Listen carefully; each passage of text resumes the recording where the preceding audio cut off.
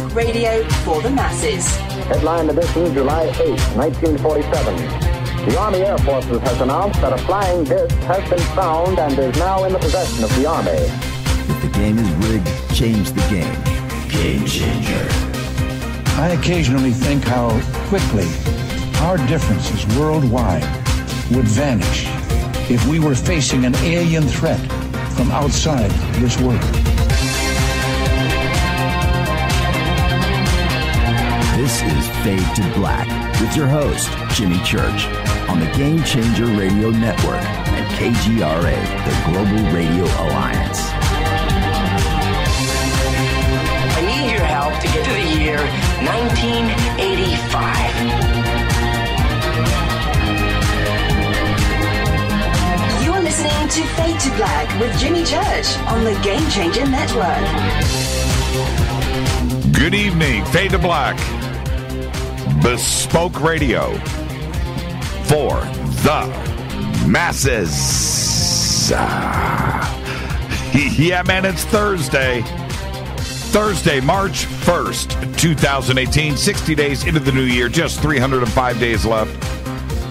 We are live from a bunker somewhere in downtown Burbank, California, and I would like to welcome everybody listening all around the world, all across the United States. Hither and thither, to and fro, back and forth, up and down, east and west, north and south, far and near. This is Fade to Black. For KJCR, the Game Changer Network, and KGRA, the Planet. I'm your host, Jimmy Church. What is cracking, everybody? How you doing? It's Thursday. It is Fadernight. Jon Rappoport is here with his No More Fake Newsroom Live, and then we have open lines all night long. The call-in numbers are 323-825-5045 or 323-275-9695. You can follow us on Twitter at JChurchRadio. Facebook, follow us, like us over there. YouTube, you can subscribe. Everything is on Fade to Black. Just go to jimmychurchradio.com and you can follow, like, and subscribe right now. The Sandbox, if you want to hang out with us in Twitter, is hashtag F2B. And what is great about that, we use TweetDeck here. You know, it's funny. I got 3 or 4 TweetDeck emails this week. Dude, TweetDeck. Yeah, exactly. TweetDeck, that's what we use. It's a Twitter product. Go and download that. And it runs automatically, so you don't have to click around in Twitter or do anything like that. All the conversations that you want to follow just pop up and they crank by. I often say like a slot machine in Vegas. And it's automatic. So get TweetDeck, download it, and when you do, your first tweet out should be this. Hashtag F2B, F, the number 2B, hashtag F2B. Hey, I need some help. I just got TweetDeck, and we'll come and help you out, right? We'll be right there. All the Fadernauts are really cool. And so do that because we burn through per show between everybody. You know, it's a few thousand tweets. And I look at the tallies at the end of the night, and I'm just like, wow. And it's so much fun because it's in real time. I have it right here in front of me. Oh, hello to everybody out there. There you go. So, yeah, I have TweetDeck running here. And I don't have to click. Back in the old days, before we figured out and found out about TweetDeck, you know, seriously, man, just clicking and doing things. It's time consuming. It's labor intensive. And, you know, see, here's John right now. He's retweeting his TweetDeck setup. So you can go and take a look at it. That's what it looks like. And you can get your little conversation columns going and who you want to interact with. And then you can get inside of those conversations. And it's great. Okay, so follow us on Twitter at JChurchRadio. Hashtag F2B is the Sandbox. And then you can set up a column that, like I have here, hashtag F2BQ, which is Fade to Black questions. Okay? F2BQ. Who are you people? And that's from Curtis. I'm not sure what that means, Curtis. Who are you people? I remember the line. What movie is that from? That's good. That's good, Curtis. See, that's 2 minutes ago. Pops up. I don't have to do anything. It's really that simple. Get yourself some TweetDeck. You can also email throughout the show, Jimmy@JimmyChurchRadio.com. I'll get to as many as I can. Email is Jimmy@JimmyChurchRadio.com. Now, before I jump into everything, thank you, everybody, for the AMA last night. Ask Me Anything. I have no idea how many questions were submitted. It was 2 hours and 45 minutes straight of your questions, and it was amazing fun. And I tried to answer everything that I could answer, that I had an answer for, I answered.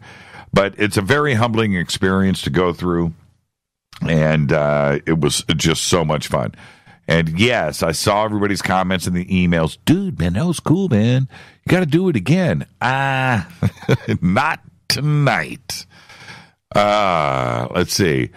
Hey, is this a repeat show? I listened last night, but really great show. Thanks. Ronald, no, tonight is not. See, I just proved it to you that it was not a repeat show. AMA question, does your fringe ever annoy you? Does your fringe ever annoy you? Well, if I knew what that meant, that's interesting. Okay, so thank you. Okay, now the next thing I want to set up for tonight, and it's open lines. You guys can do whatever you want, and Jon Rappoport is going to be here at the bottom of the hour. But did you watch the X-Files last night? Okay, we did. Interesting show, wasn't it? A little bit. It makes you wonder who watches this show. I mean, who listens to Fade to Black? Because that last night was like one big, long Fade to Black rant. Yeah, that was pretty interesting. A lot of fun. Very cool. Stern warning, but a great show. So did you see that? I would love to hear from everybody about the X-Files last night, what you thought about that. And so we can talk about that tonight. And let me get a few things out of the way. The ECETI Roadshow is going on right now. Tonight it's in Malibu. So if you're listening to the show tonight, you're not with ECETI in Malibu. But maybe somebody in Malibu right now is a Fadernight and is talking about the show. Maybe they're even listening right now. But it's going on right now in Malibu. We have the links up on a banner at JimmyChurchRadio.com. If you want to go check out the ECETI Roadshow, which is moving its way up the West Coast and will end in Washington State next month, you can check it out and check out the schedule right now. Our next event will be June 1st through June 4th, 2018. Contact in the Desert, Indian Wells, Palm Springs, California, at the Renaissance Resort and Spa. The links are right there. Biggest UFO event of the year. And, of course, Fade to Black will be there and participating all weekend long. And we'll have a booth. We'll have T-shirts and stuff, and everything will be hanging out there.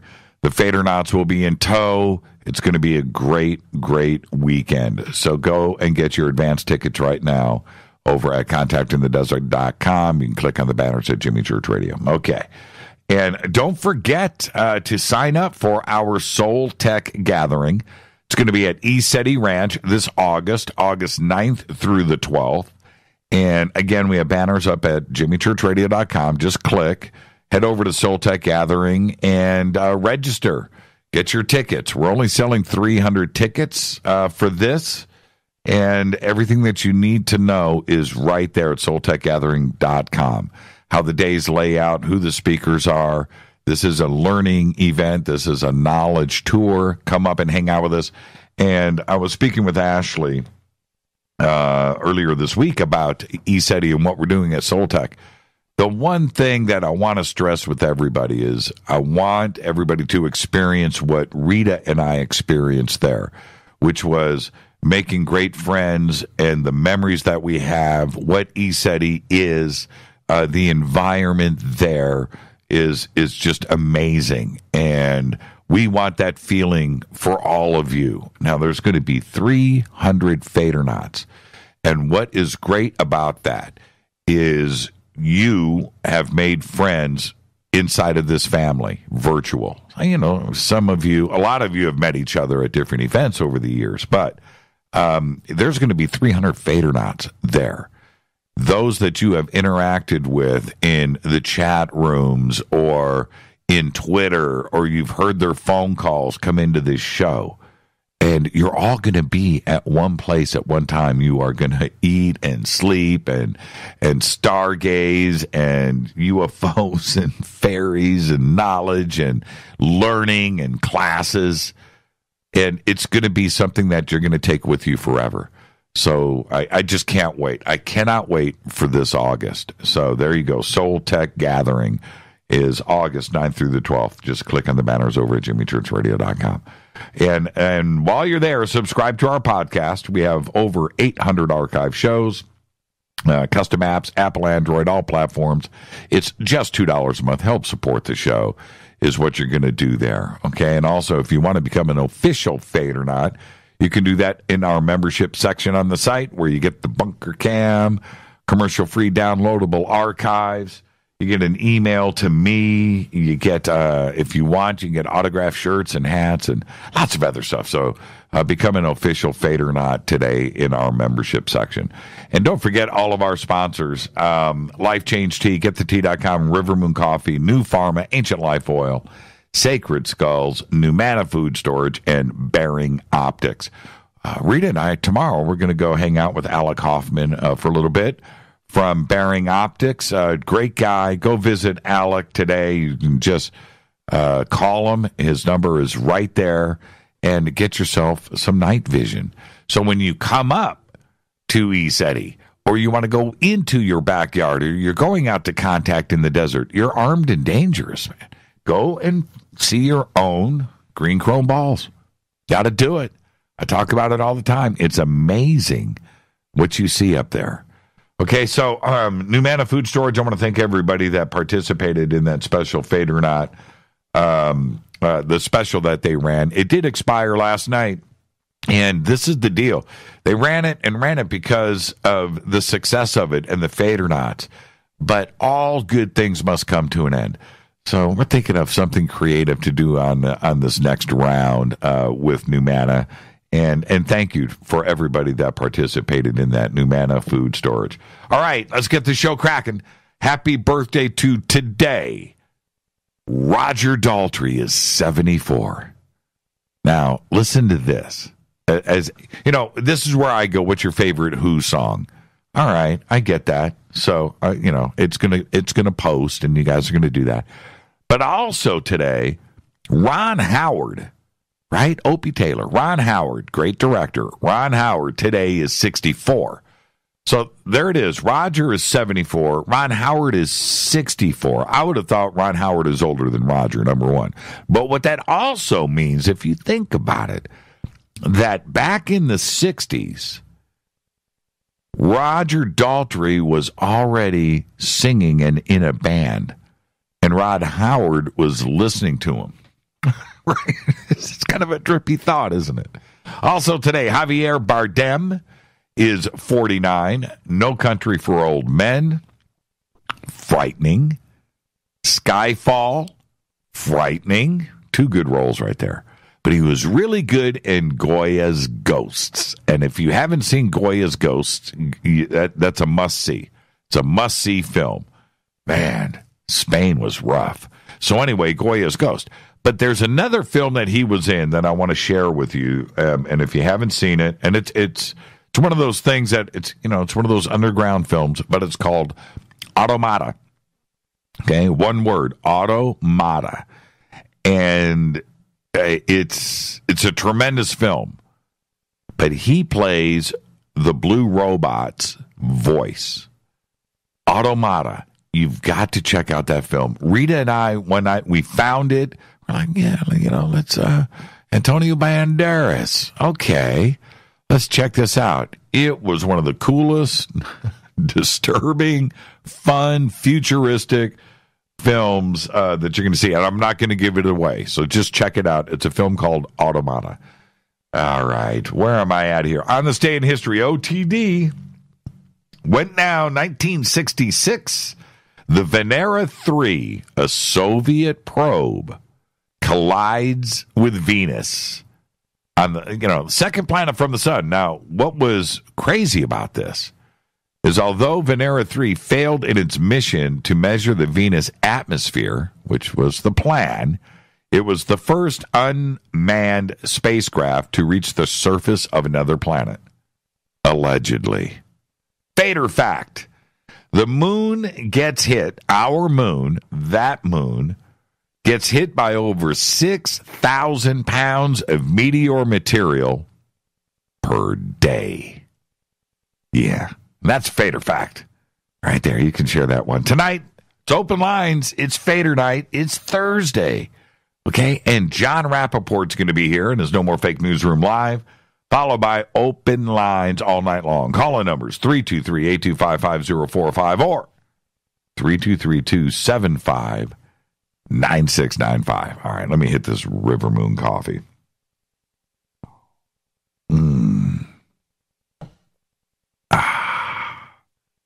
Why is coffee so good? That's not my rant tonight. I could, one of these nights, I will do a coffee rant. I should do that. I should do a coffee rant. But tonight, I'm going to talk about YouTube. And Rita, down the hall in her studio, just sat back and went, here we go. But it's not going to be what you think. But this is the deal. Today, okay, I posted up in Facebook, and I did this in Twitter too as well. I said, okay, YouTube is doing their thing right now, and I need a list of stuff who has some channels that were pulled down. And I read this on the air last night. I'll read it again. So much talk is going around about YouTube channels being taken down. Do you know of any? I would like to compile a list, not channels that say they are being messed with, because I'm not worried about that. That happens all the time, or demonetized. Our YouTube channel, Fade to Black, we get monetized and demonetized all the time. Different things coming up, coming down. Fortunately, though, we've run a clean channel. We've got no community strikes. We've got no violations. We are clean in YouTube's eyes. Okay, so, but as far as being messed with, we're messed with all the time. And that happens every day. So, but I'm talking about channels that have been removed. Actually removed. Please post them here so I can talk about them on the show tonight. So, I've got the comments on this post are lengthy. There is lots of stuff here. And then there was this today, released by Bloomberg and RT, in that no calls coming in yet, please. I'm just going to disconnect that now. Okay. Well, I tried. Okay. So is this? YouTube said today that its removals of right-wing video channels were a mistake. That's right. That was their response. They said it was something conservative users are finding hard to believe, but they understand. YouTube blamed the blunder on the inexperience of its newly hired force of moderators, obviously passing the buck. And I just don't like those boilerplate responses like that. And, it's partially true. Okay. And this is their release, and I'm quoting here. As we work to hire rapidly and ramp up our policy enforcement teams throughout 2018, newer members may misapply some of our policies, resulting in mistaken removals. We're continuing to enforce our existing policies regarding harmful and dangerous content. They have not changed. We'll reinstate any videos that were removed in error, end quote. Didn't mention anything about reinstating channels. Okay, now that's the difference. Well, that's one of the differences here. Okay, now pulling down videos, community guidelines and pulling down videos is one thing. You accumulate 3 strikes, and that happens 3 times for whatever reason. Channel gets pulled down. Getting a channel reinstated, That's act of God stuff. You really have to have some pull and some influence. You need a phone call from somebody into Google or YouTube to make that happen. It does. It happens. I remember when Mark Dice got his channel pulled down, and Alex Jones made the phone call. This is a story, and Mark told it on the air here. But Alex Jones got involved, got the channel reinstated the next day. Okay, so it can happen. Now, Alex Jones appears to be the focus. Okay? And there's some force here to pull his stuff down. Now, this is the deal. Calling it a mistake and policies, there are many out there that don't see it this way. There are a lot of outspoken conservative personalities voicing their opinions right now, and they are accusing YouTube of bias in the wake of the Marjorie Stoneman Douglas High School shooting. And the actions are in line with a December 4th public statement from Google CEO Susan Wojcicki. The statement pledges the commission of a 10,000-strong team of moderators to crack down on rising occurrences of hate speech. Okay? Wojcicki brought in the staffers after complaints arose from users that content unsuitable for children was sneaking past the company's kids filter. Additional problems cropped up after victims of mass shootings came the targets of online abuse, in addition to conspiracy theories. She said she plans to bring the total number of people across Google working to address content that might violate their policies to over 10,000 during the calendar year of 2018. Conservative educational website PragerU filed a lawsuit February 23rd. Today is March 1st. Against Google and YouTube after some of its content was blocked. PragerU accused the video platform of using the moderation system as a political gag to silence the views of leading conservative speakers and scholars. What PragerU is saying here, I'm 100% standing behind. Okay? That is fine. Stated in this lawsuit is this. And I'm quoting, "This is speech discrimination, plain and simple. Censorship based entirely on the perceived identity and political viewpoint of the speaker, not the content of the speech," end quote. Strong. You're not going to win the lawsuit, but it's strong. There's reasons for that. Not winning. Earlier in February, right-wing and conservative users raised the alarm after a surprise Twitter bot purge left many of them thousands of followers short. Others said that they were forced to provide and verify a telephone number to log back in. You remember that, right? Using the hashtag Twitter lockout, activists accused the social network of anti-conservative bias. Liberal commenters in the hashtag thread implied that the multitude of lost followers all had been Russian bots. Twitter, releasing a statement in the aftermath, said it solely aimed to keep the platform safe and free from spam. Now, you really have to stay on top of your Twitter follower count to know these things, especially when you jump into big numbers.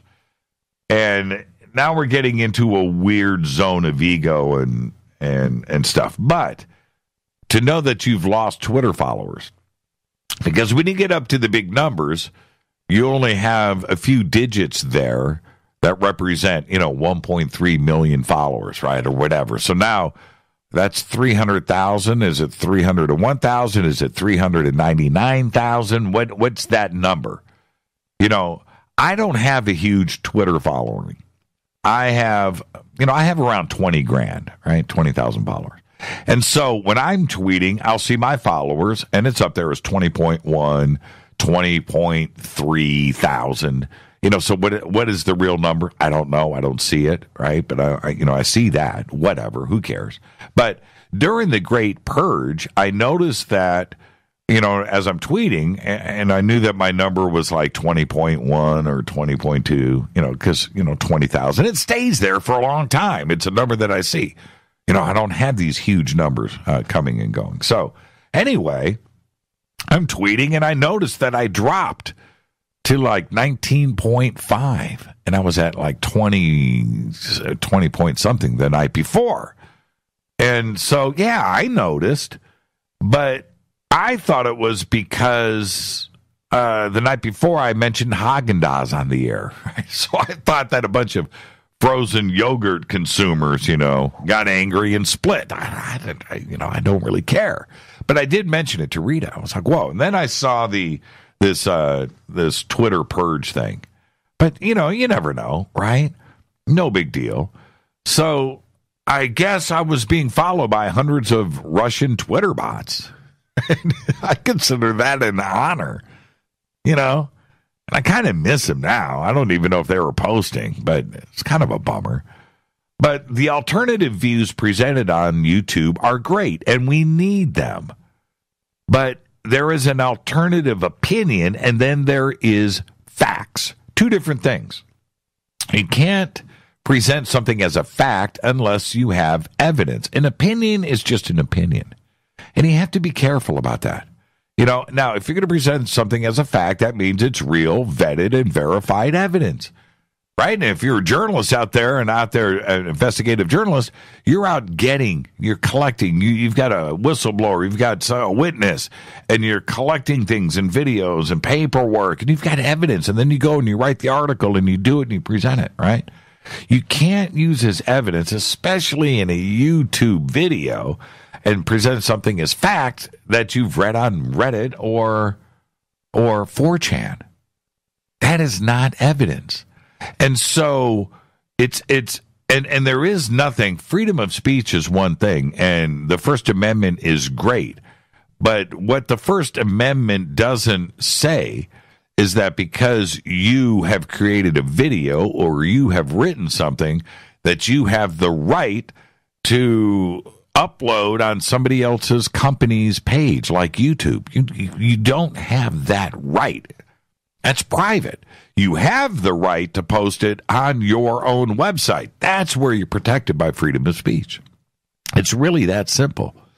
Just because you've written something or got a video, that doesn't mean that you can go over to the LAtimes.com and upload and post an article or a video and have it represented. No, you don't have that right. They can say no. And they will. And it's the same thing here. It's the same thing here on Fade to Black. We have the right to pick and choose who we interview on the show, who we think is going to be a great guest or a fun guest or an interesting guest. We don't have to have somebody on the show because they demand it. And take us to court and say, Jimmy Church wouldn't interview me, so I am suing him in the interest of freedom of speech. It doesn't work that way. And you have to understand that. So if you are going to post on YouTube, just make sure you're operating within some ethical guidelines. And if you're going to present something as a fact, you have something that's backed up. Other than that, clearly state in your videos that it's an opinion.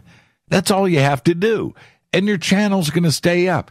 You can have the most radical opinions in the world, as crazy as you want to be, and represent what you want to represent, but state it as opinion. And then you run clean. It's really that simple. Don't say something is a fact if it is not. And there you go. All right, we'll talk about all of this tonight. It's Thursday night. It is Fadernight. And also, did you see the X-Files last night? It was amazing. I want to talk about that. That was one of the best X-Files ever. Really good statement on society today and technology. All right.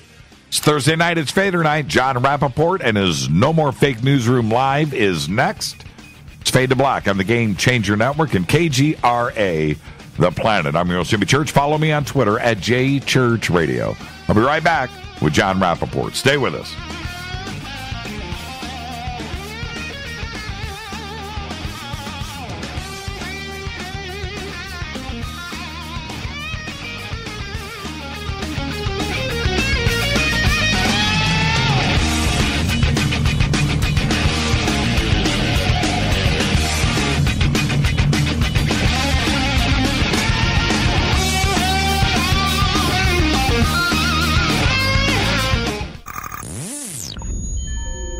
You're listening to Jimmy Church, Fade to Black. Fade to Black will now pause for alien identification. The station that talks the net. KGRA Radio. When you take the beans from Central America with dashes of Indonesian and African mixed in and then roast it to the dark side of Fade to Black, you create the ultimate brew of fringe. Introducing the Fade to Black blend from Rivermoon Coffee. Yes, Rivermoon's darkest customized roast was created for the love of Fade to Black. The alchemy of masterful roasting and smoking the beans is in every sip of this full-bodied, dark Java. I need my coffee dark, deep, with distinct bittersweet chocolate highlights, just like the bunker. Leaning further into the darkness of the roast is Fade to Black blend from Rivermoon Coffee. Just click on the banner at jimmychurchradio.com and use the promo code F2BBLEND for 15% off of your order today. Go Beckley Teppy. Natural Health Solutions with Chris and Ronnie. Hey, Ronnie, how you doing? Great, Chris. Now, you're the CEO of GetTheTea.com, right? Yes, I am. What is GetTheTea.com? I mean, is this tea you buy in a store? Well, no, it's not. Life Change Tea is just that. Life-changing. Life Change Tea is an herbal tea that gently cleanses your body from intruders. What do you mean by intruders? Well, intruders are toxins, chemicals, GMOs, heavy metals, and more. They're in our food, in our water, in our air we breathe. Seriously? Yeah, seriously. And Life Change Tea will help you with removing these, as you say, intruders? That's right, Chris. Are there side effects with this tea? Well, you might lose a little weight. When you clean your colon, you lose weight. You feel better, and you have more energy. Wow. Ronnie, where can people purchase Life Change Tea? Oh, that's easy. GetTheTea.com. That's GetTheTea.com. Ronnie, I want to thank you for being on the show. People, don't forget, GetTheTea.com. 9 out of 10 geneticists agree. Fade to Black is not your father's radio show on the Game Changer Radio Network and KGRA. The Planet. Win big with KGRA this summer. Tickets and hotel accommodations to the biggest conferences, autographed books and DVDs, chances to win all-inclusive conference cruises, and private dinners with your favorite KGRA hosts. Click the contest tab at KGRAradio.com for your chance to win big this summer. Your contact for the best alternative talk radio on the planet. KGRAradio.com. Hi, this is Rob Reiner from Anvil, and you're listening to JimmyChurchRadio.com. What's up? I'm Chris. What up? This is Kyle Massey, and you're listening to Jimmy Church Radio. And now, coming to you from the No More Fake Newsroom in deep space, which is the space that we suspect to be true, that the world as it is fed to us every day by the Ministry of Truth is a lie, a false reality, a movie projected on the screen of our subconscious. This, however, is the breakout. All the screens crash, they all go down, and we see the light of day. A new day.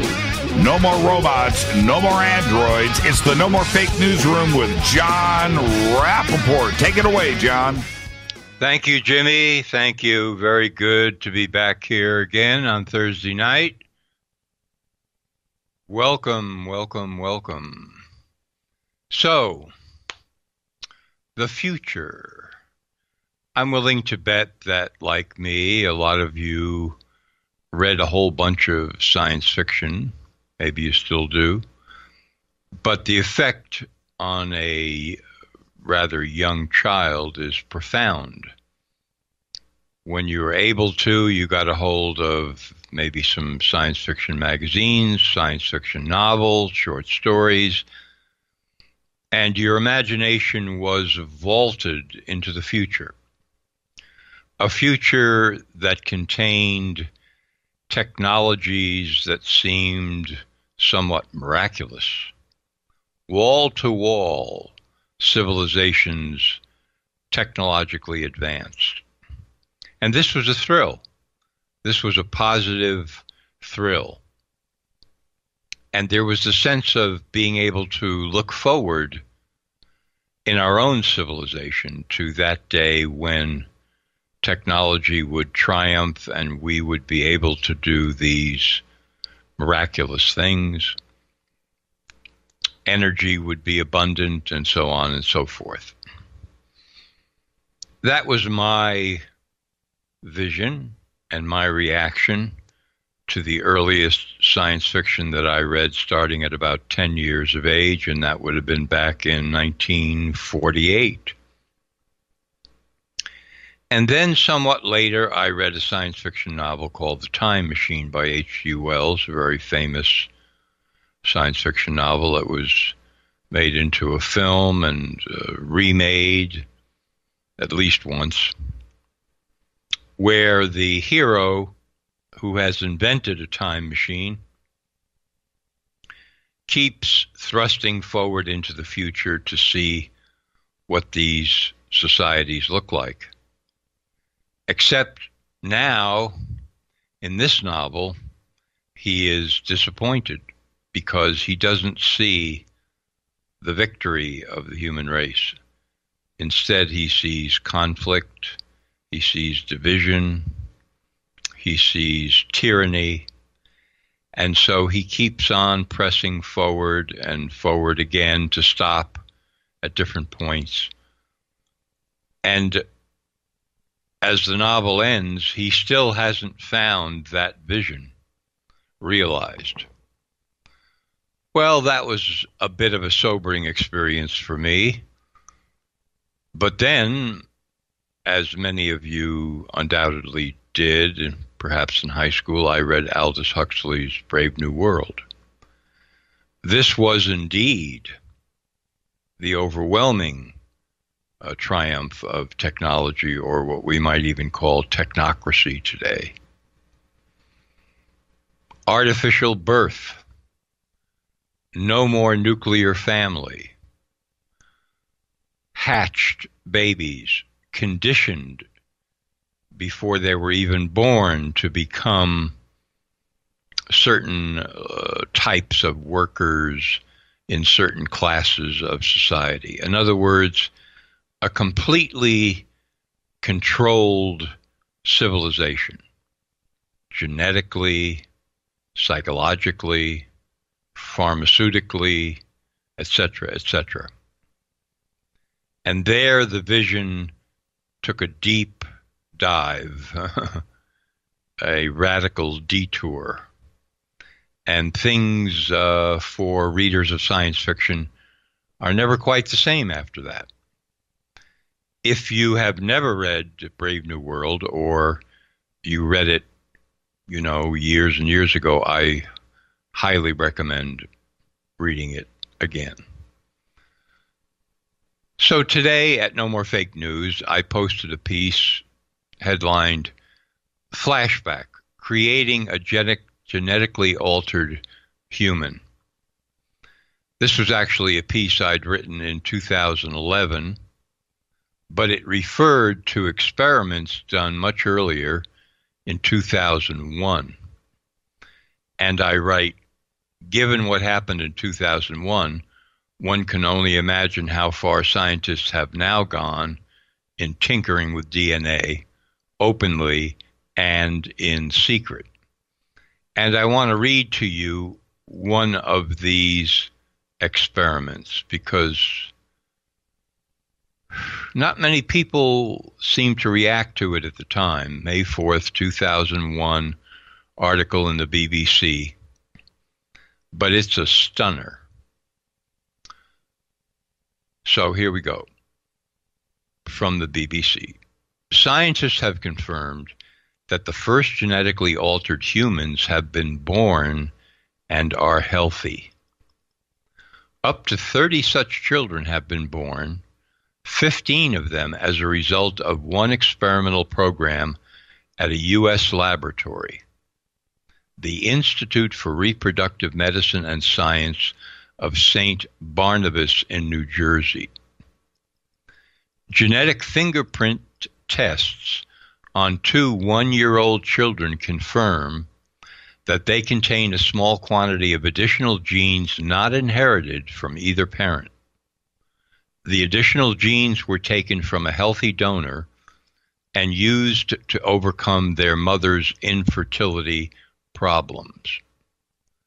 The additional genes that the children carry have altered their germ line, or their collection of genes that they will pass on to their offspring. And then I include my note here. This means the new abnormal configuration of genes will spread out into the general population over time with unknown effects. Going back to the BBC article again and quoting it. Writing in the journal Human Reproduction, the researchers say that this is, quote, the first case of human germline genetic modification resulting in normal, healthy children, end quote. That is quite a stunner. Genetically modified children, already born, 30. Do you remember that? I didn't until I read my own article. So, then I write, this is how the op proceeds. Out front, scientists say they are curing infertility and other medical problems by genetic alteration. And many scientists believe this is the only purpose of the work. But behind that, something else is happening. Wholesale gene alteration to invent different and new types of humans. This is the technocrats' holy grail. A society in which different classes of humans are assigned to different levels of work and living. And now in the article, I have two quotations from very, very significant mainstream scientists. The first is from Lee Silver, an eminent molecular biologist at Princeton, who wrote a book, Remaking Eden, in 1998, about the future of gene science in society. This is how he views the future just over the horizon. So here is the quote from Lee Silver. The gen-rich, as he calls them, who account for 10% of the American population, will all carry synthetic genes. All aspects of the economy, the media, the entertainment industry, and the knowledge industry are controlled by members of the gen-rich class. Naturals, who aren't genetically altered, work as low-paid service providers or as laborers. Eventually, the gen-rich class and the natural class will become entirely separate species with no ability to crossbreed and with as much romantic interest in each other as a current human would have for a chimpanzee. Many think that it is inherently unfair for some people to have access to technologies that can provide advantages while others, less well off, are forced to depend on chance alone. But American society adheres to the principle that personal liberty and personal fortune are the primary determinants of what individuals are allowed and able to do. Indeed, in a society that values individual freedom above all else, it is hard to find any legitimate basis for restricting the use of reprogenetics, in other words, genetics to reproduce. I will argue that the use of reprogenetic technologies is inevitable. Whether we like it or not, the global marketplace will reign supreme. That's a stunner from Lee Silver, molecular biologist at Princeton. But it's nothing when put up against the pronouncement of the next scientist, Gregory Stock, former director of the program in Medicine, Technology, and Society at the UCLA School of Medicine. So screw in your brains real tight and listen to this one. Quote, Even if half the world's species were lost during genetic experiments, enormous diversity would still remain. When those in the distant future look back on this period of history, they will likely see it not as the era when the natural environment was impoverished, but as the age when a plethora of new forms, some biological, some technological, some a combination of the two, burst onto the scene.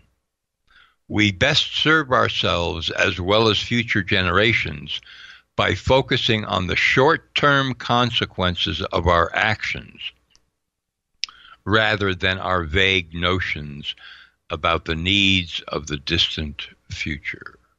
End quote. In other words, he sees rampant genetic experiments that will create highly significant chaos. Some species in the process will disappear. New ones will emerge on purpose. As he says, some of these life forms will be biological, some technological, meaning androids, perhaps. Some a combination of the two, biological and machine together. But he sees this as very, very positive. We are tinkering with the future. We're inventing it. It's trial and error. We don't know exactly what we're doing all the time, but we're going to carry out these many, many experiments and find out how to create new species, and we will do that. That's quite unbelievable. Quite unbelievable. And then I write, behind all this is the assumption that human beings are deficient. They need alteration. As composed, they are woefully insufficient to take their place in the new world order.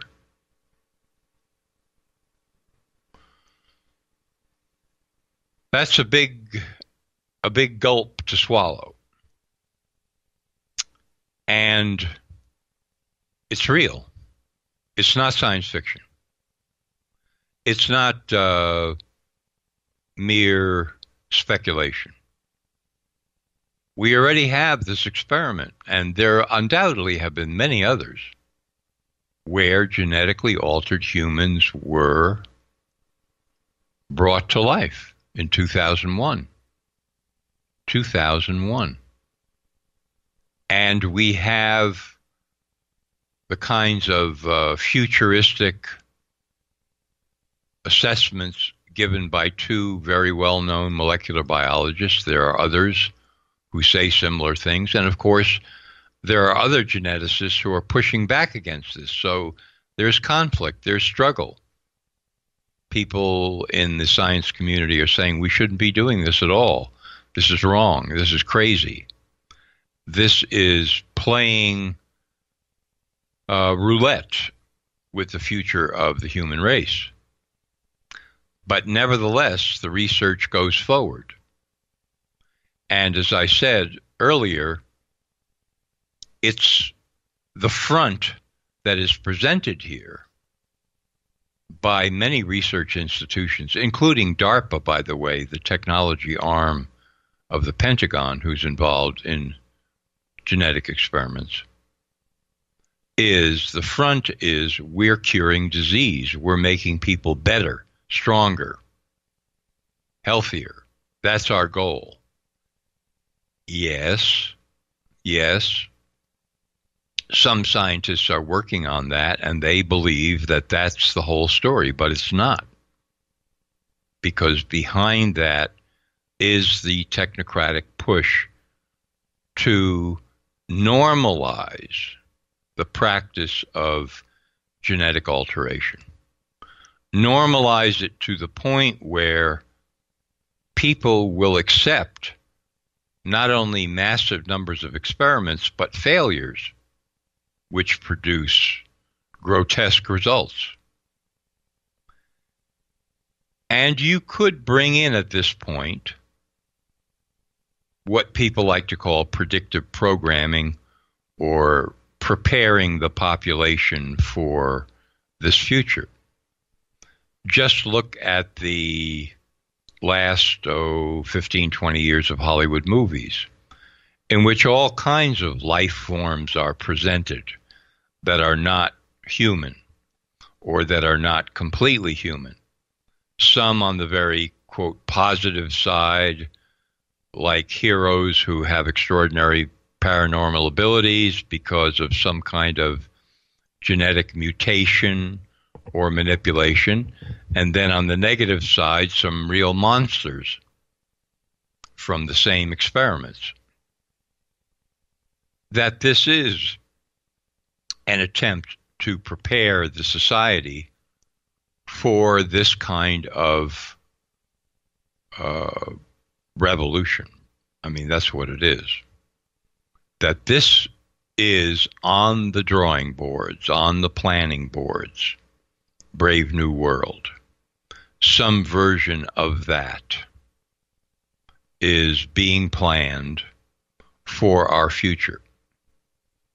This is not the childhood vision of the majestic future painted by science fiction writers. This is something completely and utterly different. And I think I'll end there and bring Jimmy in and we can discuss this. You caught me by surprise. Hold on. I'm here. There he is. I was just typing some notes as I'm listening to you. Everybody who's watching me do this. These are, and I walked down to Rita's studio as I was listening to you, and I said, John's really bringing it tonight. This was her response. Scary stuff, right? And so I went and I pulled up a bunch of, BBC has been covering this a lot over the last 15 years. And I was scanning through their stuff. I wasn't aware, and as much as sci-fi as I watch and read, right, and think about this stuff all the time, as you mentioned at the beginning, I wasn't aware. This has gone under the radar, John. I mean, completely. Yeah. It's amazing, isn't it? It's scary. And then this is what happened over the weekend. We had our niece and nephew had a baby girl. And that happened on Tuesday, and we were in the hospital. It was great. All's healthy and stuff. And we kind of looked at our family, and we have had a lot of baby girls, right? a lot of baby girls in the family. And we have 2 daughters ourselves, right? Rita and I. And we're like, is this designer baby time? Right? Do we go and order a boy just to kind of balance things out? And we were just joking. It was just a joke. It was just a thing that we were, it's just a joke. But then I just stopped and thought, these are the times that we live in now. We probably could. And listening to you today, you could probably go in with a checklist. Yeah. Now this was science fiction years ago. But is this where we are today? And why isn't there more about why isn't this being discussed? It's, they discuss it in so-called science ethics journals, which are away from the public, and you will get all these highfalutin scholars and so forth talking to each other. But it's not really out in the open. But I want to go back to something you said, the checklists. What do you think is happening, and talk about preparing the culture for this, at sperm banks? Women who decide that they want to have a child, through working with a sperm bank, they're going through profiles of who the fathers would be. It's not just a random, give me, some sperm. Right. These are people who are making up their own lists already. Right. Now, whether or not this actually works out in terms of the science is a whole other question. I mean, this is not what you would call sophisticated genetic programming to go to a sperm bank with a list, but it's preparing people, and their state of mind is exactly what you indicated. We are there. People want to do this. And so if somebody comes along and, like this experiment that was carried out that I mentioned in 2001, well, doctor says, we can do a genetic alteration here that will prevent such and so from happening and so. Oh, great. And then the next step is, we believe that we could alter the gene structure of your baby so that their IQ will be 15, 20 points higher than it would be normally. And that will cost you, right? It's the yes, right. It's like you get the floor mats with your car when you're at the car dealership, right? And when we have seen this referenced in science fiction, in film, and in books, I think that everybody's reaction, including my own, is like, that'll never happen, right? There's too many. It's too much morality that is involved here, and ethics, and but it's fun to see, it's fun to read about, but if you've got the money today, John, you can snip alter genes in the lab for your design. This is in the now. I think what I would say about that is if you've got the money and the connections, I have no doubt that somebody would be able to say to you, nudge, nudge, wink, wink. Right. There is a place you could go for this. And they mean a secret place. They don't mean a place that's, supported with government funds or announced publicly or openly. But I have no doubt that these places already exist and that there are people with big money paying big money, hoping that it works. And this is the other part of it. And I'll leave you with this, and I would love for you to follow up on this next week. But here we are so opposed to genetically modified foods, right? I mean, by and large, that is protested. And what that would mean because we eat it and how it would change us. And our DNA, our very DNA would alter because of the food that's the reality of it. But now, what would genetically modified children mean to the future of the human race? And we need to really think about that for a second. Nature does pretty good on its own. And I think so, yes. That's my take. John, you are the best. Welcome back, my friend. Thank you so much, Jimmy. It's great to be back. And you are the best, John. Thank you so much. Jon Rappoport, everybody, and I say it every Thursday night. Start off your day, every day, at nomorefakenews.com. It's what we do here, and you should do the same. All right, it's Fadernight. It's open lines all night long from here on out. 323-825-5045. Or 323-275-9695. Man, it's good to hear John's voice. Dude is silky smooth. It's Fade to Black on the Game Changer Network and KGRA The Planet. I'm your host, Jimmy Church. Follow me on Twitter at JChurchRadio. Open lines are next. Stay with us.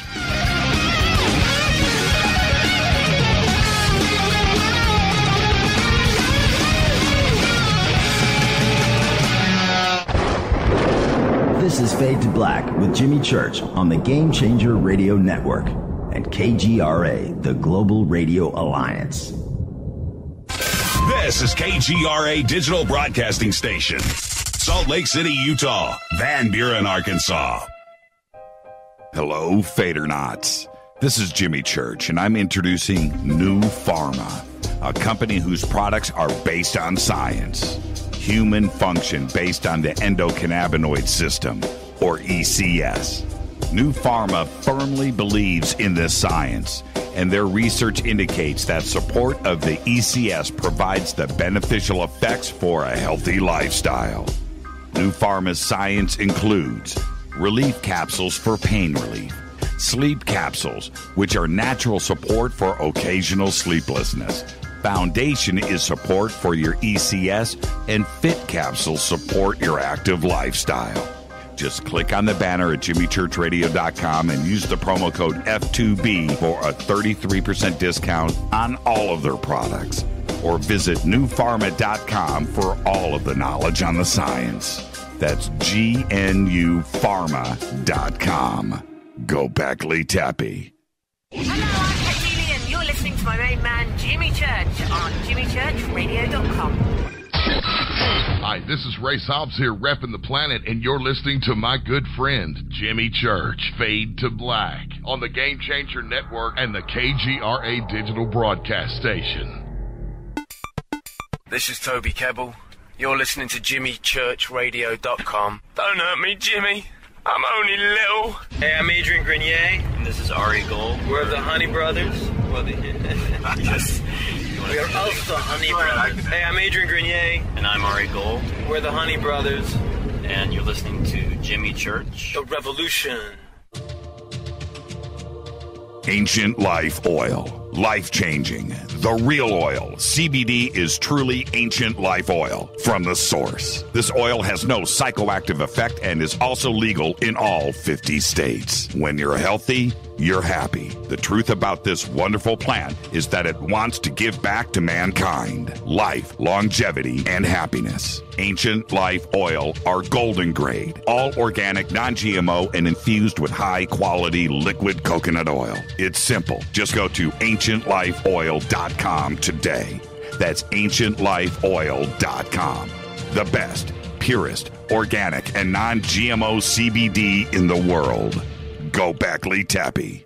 The statements made regarding these products have not been evaluated by the Food and Drug Administration. These products are not intended to diagnose, treat, cure, or prevent any disease. Please consult your healthcare professional about potential interactions or other possible complications before using any product. This is Micah Hanks of the Gralien Report, and you're listening to Jimmy Church on Fade to Black, across the globe on the Game Changer Radio Network and the one and only KGRA Radio, The Planet.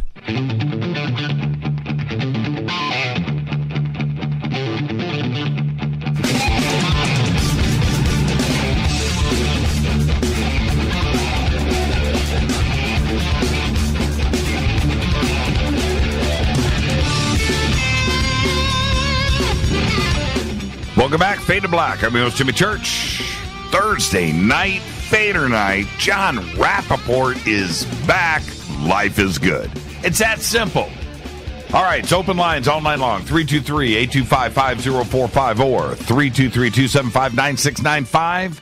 And before I get to the calls, I just have to thank John. I missed him. I missed that voice. Man, he's back. And he brought it big. All right, so I do want to talk about the X-Files last night. And that was a tremendous, tremendous show dealing with AI. And I'm just going to have to say, don't forget to tip your waitresses. Man. What a great show. That was amazing. But it's a real statement on where we are today. And I do want to speak about that. Of course, we have what went down last night here with the AMA. We can talk about that. You got any follow-up questions and things that didn't get done? We will do that too as well. Lots of calls coming in. And if you're on hold, stay right there. I'm going to go straight to, that's right now. Larry Holcomb is on with us. Larry, surprise call. How are you, man? Not bad, my friend. How are you doing? It's Hope always you and Rita doing well, and you've got a new addition to your family, I understand. Yeah, man. And, there is nothing like, is there anything better? There is nothing better than a fresh baby in the family. There's nothing better than that, man. There's just nothing better. So, yeah, we did, and everything it's all good. And our niece and nephew, you know what's funny about that? Is when it was announced 9 months ago, right? 8 months ago, when they were going to have a baby, it seemed like that was like, okay, she's having it this week. What? That wasn't was that 9 months ago? And, whenever it was, 8 months ago. But yeah, and it just snuck up on us, and there we are, boom. So it's all You're good. getting older, my friend, and time catches up with you. They keep, when people warned me about life, when you're 20 and somebody, 40 or 50 is just like, man, be careful, man, because it's going to blow by. You're like, Well, no, they are so right. They are so right. Life is precious, man. Days are precious. How are you? What's going on? Oh, not too bad. Not too bad. Things have been a little hectic around here. My wife has some health issues, but we're working through that. But I've been keeping an eye on. Well, more than an eye on. I've been keeping a great deal of interest on what's going on with our friends at TTSA.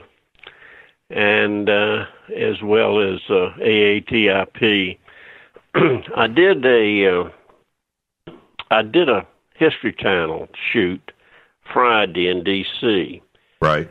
And it's for I think it's coming out. It should be out sometime in April. They're telling me they'll give me the exact date. And I don't know exactly what it's going to be, but it's going to be part of the Ancient Aliens program. Okay. And don't know how they're going to work it in because all of my stuff is not ancient. It goes back to the 40s and forward to now. Right. But we'll see how it works in. But they're very professional. They asked great questions. But I knew there was going to be a question before it was an hour and a half shoot. It may end up only being 20 seconds on air. I don't know. But I knew they were going to ask about what's going on currently now with To the Stars Academy. Right. And I was prepared for it to a certain point. And I can only say, I don't know. It's a mess. As things stand right now, it really is a mess. We've got Chris Mellon standing up on stage back in October, right? With this Tic Tac, which turns out to be a #1 party balloon, right? And we have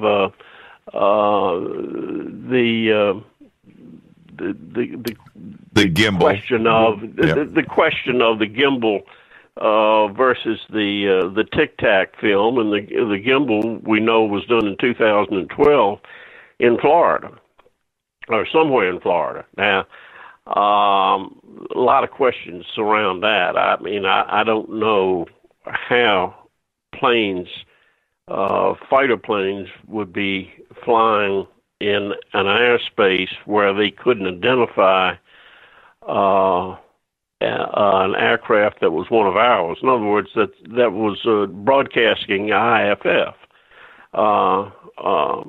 I don't know how that can happen. There are just a lot of questions about the whole thing. Then you've got the question of the AATIP. Is the second A aerospace or aviation? So there's a lot of this stuff that's up in the air. The one thing that, I guess my question to you, Jimmy, first is, have you heard from Tom DeLonge? The answer is yes, but I mean, am I asking something that you'd rather not get into? Well, I'm never gonna lie. So the answer is yes. I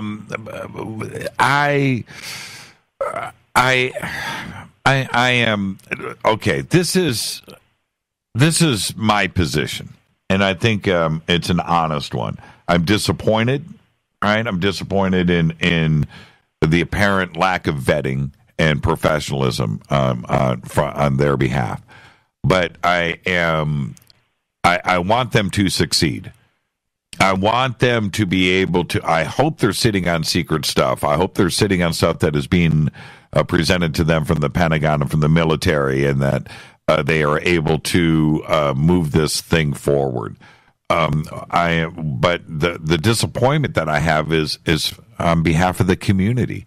The community was so excited about the days of disclosure. I went all in, Larry. I went all in. I was so happy about that. I know you did. Yeah, I went all in, and so if I go all in, so does the community, right? And we were all dancing in the streets. And the disappointment, because we're used to this kind of disappointment where we get excited about something and it doesn't turn out to be what we thought it was.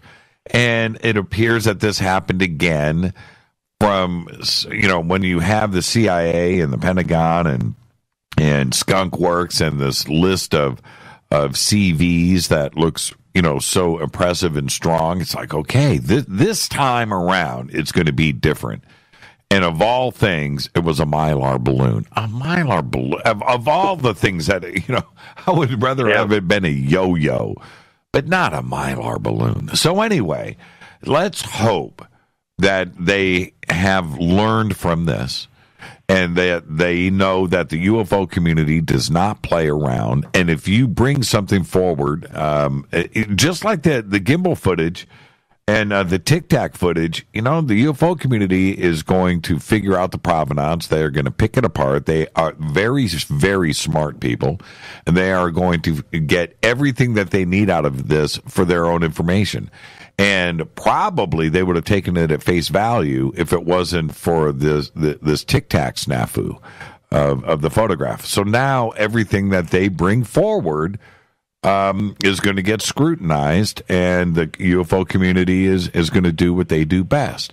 So I hope that they have learned from that, and they know that bringing stuff forward from here on out is going to be under looking glass, a microscope.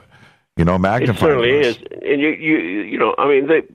they're going to jump on anything with both feet. It's just that simple. Any error, any misstatement, they're going to jump on it with both feet, and perhaps that's good. In some cases, perhaps it's unfortunate in other cases, but it's going to happen. Right. And you got to be careful. You've got to be really, really careful. Did you listen I think back in history, not too long ago, when they had the fiasco in Mexico City. Right. And Stan Friedman and I are acquaintances, and Stan wouldn't go. Stan saw the fallacy in it right away, and he didn't go. He was asked to go, and he didn't go. And that turned out to be a real bust for some people that I know pretty well, that I consider friends, right, in the UFO community that went there, and it hurt them. Now they seem to have worked through it somewhat, but you really, really got to be careful about this stuff. And apparently, DeLong is. Maybe he's an amateur in this, and maybe he's just now learning how careful you've got to be. And they didn't do their homework, and they screwed up. Did you listen to the Luis Elizondo George Knapp on Coast to Coast? I missed it. I haven't listened to it yet. Yes, I did. And what? And I also listened to Luis talking to Alejandro, a lady reporter that I'm not familiar with. I think I may have sent you a link to that. Oh, Leslie Kane. Leslie Kane. No, it wasn't Leslie Kane. This was a foreign lady that did an hour interview with him. Okay. And I can't remember her name, but Luis came across as honest as anybody I've ever seen. He said, this may bankrupt me. I don't know, but I'm doing it because I feel so strongly about it. And I've seen the comments on the internet, on the UFO Reddit, and all of the stuff, to the point that I don't even pay a lot of attention to it anymore. It's just some comments are so idiotic. Right. But I think the guy is a straight shooter. and I think that he's legit. That he really wants to do so. He really wants to bring this stuff out in the open, but he's been very clear that he has a security clearance, and he's not going to breach that security clearance. He will say what he can, but he's not going to step over the line. He may step very close to the line, but he's not going to step over the line, and I appreciate that. Well, what about these alloys? Has he commented about this? I haven't listened to Knapp. I know it sounds that sounds bad, but I haven't listened to the Coast to Coast show. They've backed off of the alloys a bit. They've applied another name to it that I'm a meta or something such as that. Right. That I'm not totally familiar with, and I haven't done enough research to be educated enough to really comment on it. But they apparently do have material that as best I can read into it is not foreign or is not native to this planet. Well, that's I understand that, but what I need this, and I respect Knapp, and what he has done over the years, and he is not me, right? So I get that, but I'm going to go and ask the question: is this material from a crashed flying saucer? Did you get it from the Pentagon? And is that where this material is from? Or is it just stuff that civilians have brought in and said, oh, this looks strange, and I think it's from a UFO, and I found it in my backyard? It's two different things. Is it from a crashed flying saucer or not? I don't want to hear. I don't, Larry. Do you know how much I don't want to hear? Well, it's not me. It's a metamaterial. It's an alloy that is not naturally found on planet Earth. So what? I don't care. Yeah, well, you want the same thing I want, but the problem is, Jimmy, we're dealing with a subject that has highly classified areas to it. And these people can go so far, and they're trying to go as far as they can, but they don't want to breach their security clearance, and I understand that, and it's frustrating. I'd like to see the government say, you people are open to say anything you want to. Forget all of the non-disclosure agreements you signed. You're free to say anything you want to, and let's go from there. But I don't see that happening. And Luis Elizondo, in essence, said that he can go so far, but then he can't step over that line. Well, but I know you're not speaking for Lewis, and I totally get that. But let's just suggest the obvious here: is his security clearance preventing him from saying that this is from a crashed flying saucer? I don't buy that, and the reason why I don't buy that is the official position out of Washington D.C. is that we don't have any crashed flying saucers. So that's what security oath is he violating here? He wouldn't be violating any, and if he did say that, then Washington would come in and throw him in jail because he said it was from a crashed flying saucer. Now we've got real disclosure. If they did throw him in jail, we'd know for sure that there was a crash flying saucer. Right. So Lewis, be a martyr, pal. I'll donate to your prison canteen. I'll make sure that you got some fresh stuff in there, because they wouldn't do that. They wouldn't do it. They would, so because that would be disclosure. Take one for the team, Lewis, and just tell us what's really going on. To suggest that you have materials, not from Lewis, okay, just in general, that there is a warehouse, a Bigelow warehouse in Las Vegas that has got materials in it that are alien. What are you saying? Did it come from a meteorite? Did it crash here? Is that what we're talking about? Or are we talking about stuff from the dashboard of the inside of a craft? Do we have a seat? What are we talking about here? Well, you brought Bigelow into it, and that's a big nut right there.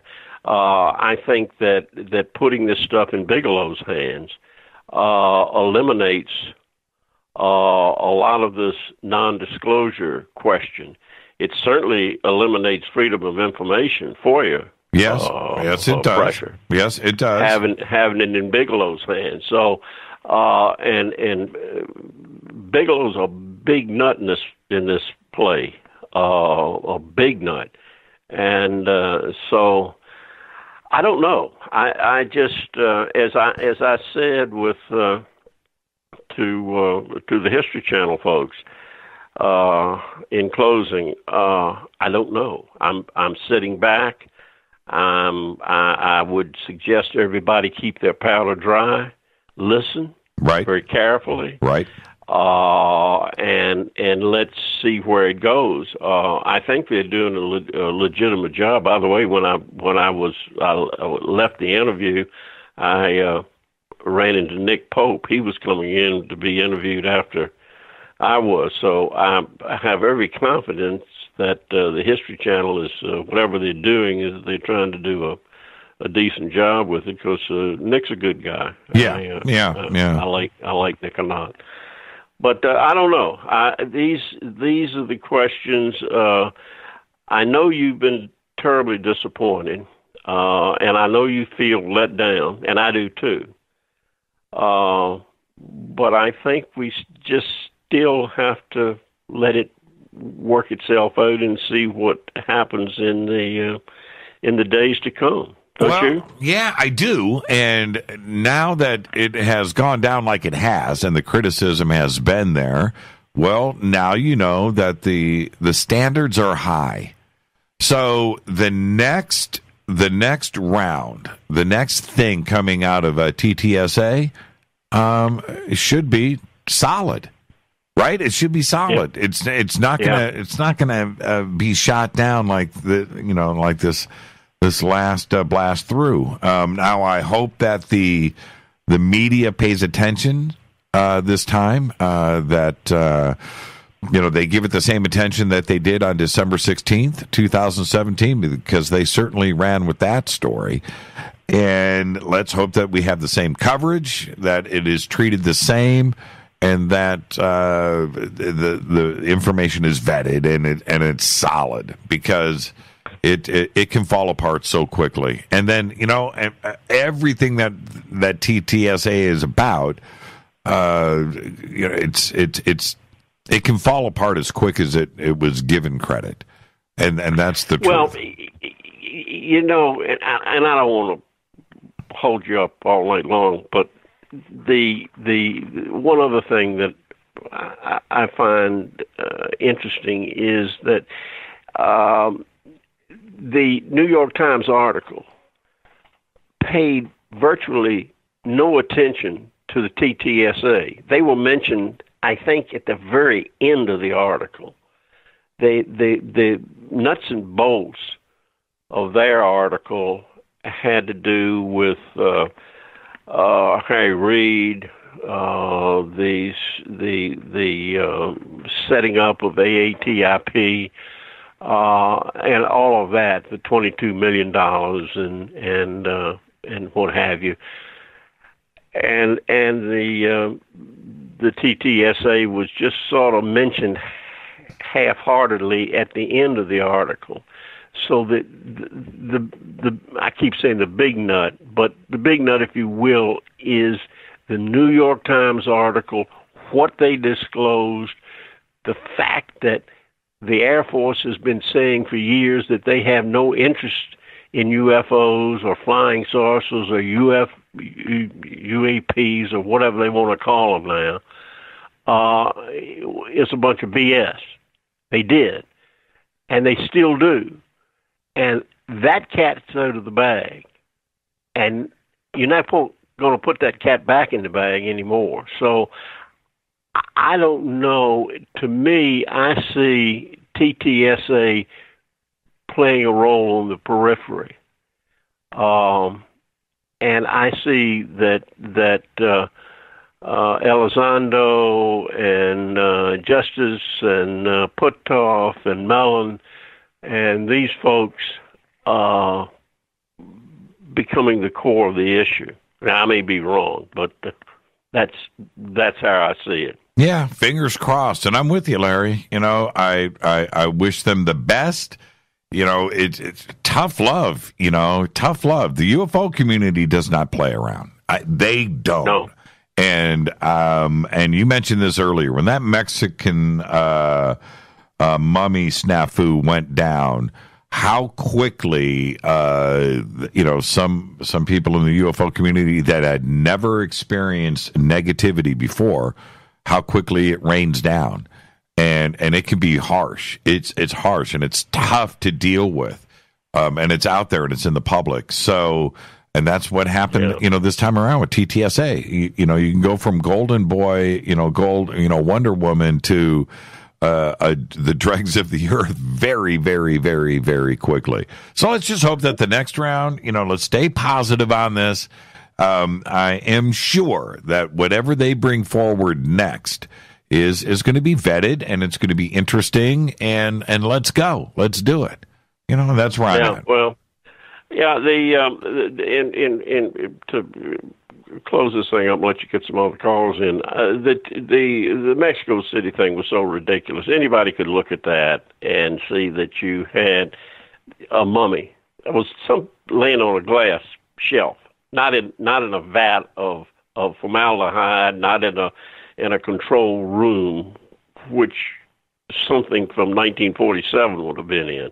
It was a mummy. And how these other people fell into it, I don't know.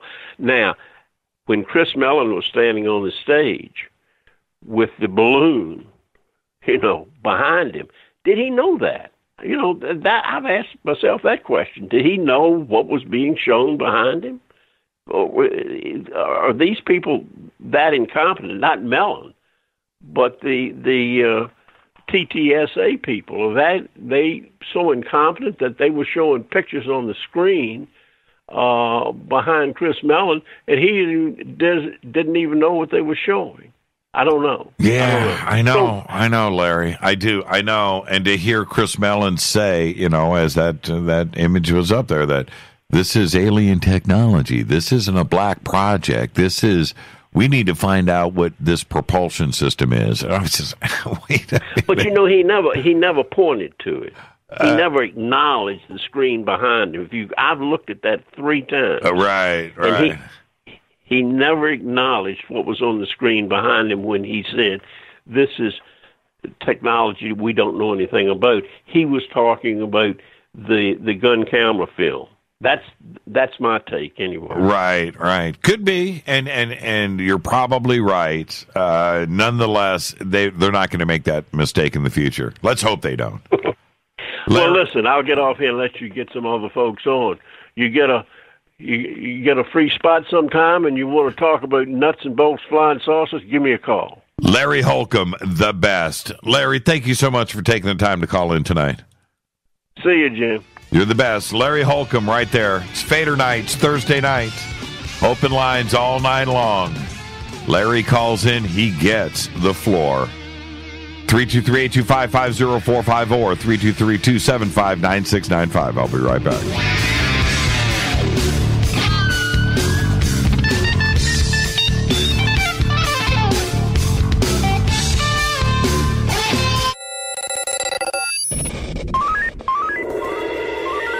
Way out here, we listen to Jimmy Church. You're listening to Fade to Black.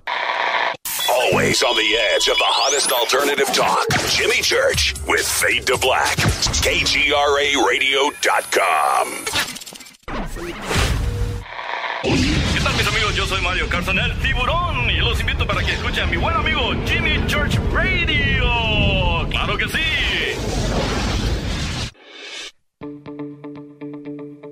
Hurricanes, earthquakes, wildfires. This year we've experienced more than our fair share.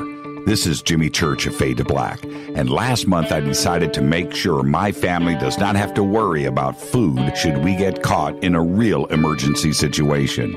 Introducing Numana, a healthy, storable product that tastes so good that you'll want to eat it every day instead of just during those times of duress. All Numana products have a 25-year shelf life, are MSG and GMO-free, no preservatives, and are made in America. With the Numana pack in your home, you'll be able to sleep at night knowing that you've protected your family. Not only have I tasted and tested, I own it. Now you can too. Just click on the Numana banner on JimmyChurchRadio.com and use the promo code Jimmy when you order. In addition to a discount, we'll send you an autographed Fade to Black t-shirt. Seriously, go Beckley Tappy. Do you worry a lot? Whether you're a college student, busy professional, parent, or grandparent, ongoing stress and elevated levels of the stress hormone cortisol can rob your memory, your health, and your future. Now you can combat the effects of stress and anxiety while improving your memory and recall at the same time with the dietary supplement Calm and Clever. Studies show that the ingredients in Calm and Clever reduce cortisol by as much as 30% in 1 to 2 weeks. Call 1-800-758-8746 or calmandclever.com. You listen to us, and we listen to you. And so does the CIA. KGRARadio.com. Hi, folks. CBD is the home run hitter for health right now. Why, you ask? Because of what it does for the body. Unfortunately, I can't tell you all about the benefit. You know, there's reasons. Do your due diligence and log on to AncientLifeOil.com. That's AncientLifeOil.com. Ancient Life Oil uses organic ingredients and is blended in coconut oil for some of the best benefits. Legal in 50 states and non-psychoactive. Log on to AncientLifeOil.com. That's AncientLifeOil.com. You are listening to Fade to Black with Jimmy Church on the Game Changer Network. Oi, oi, I'm Reese Evans. You're listening to Jimmy Church. This is Revolution. The revolution will not be televised. The revolution is on radio. Ciao.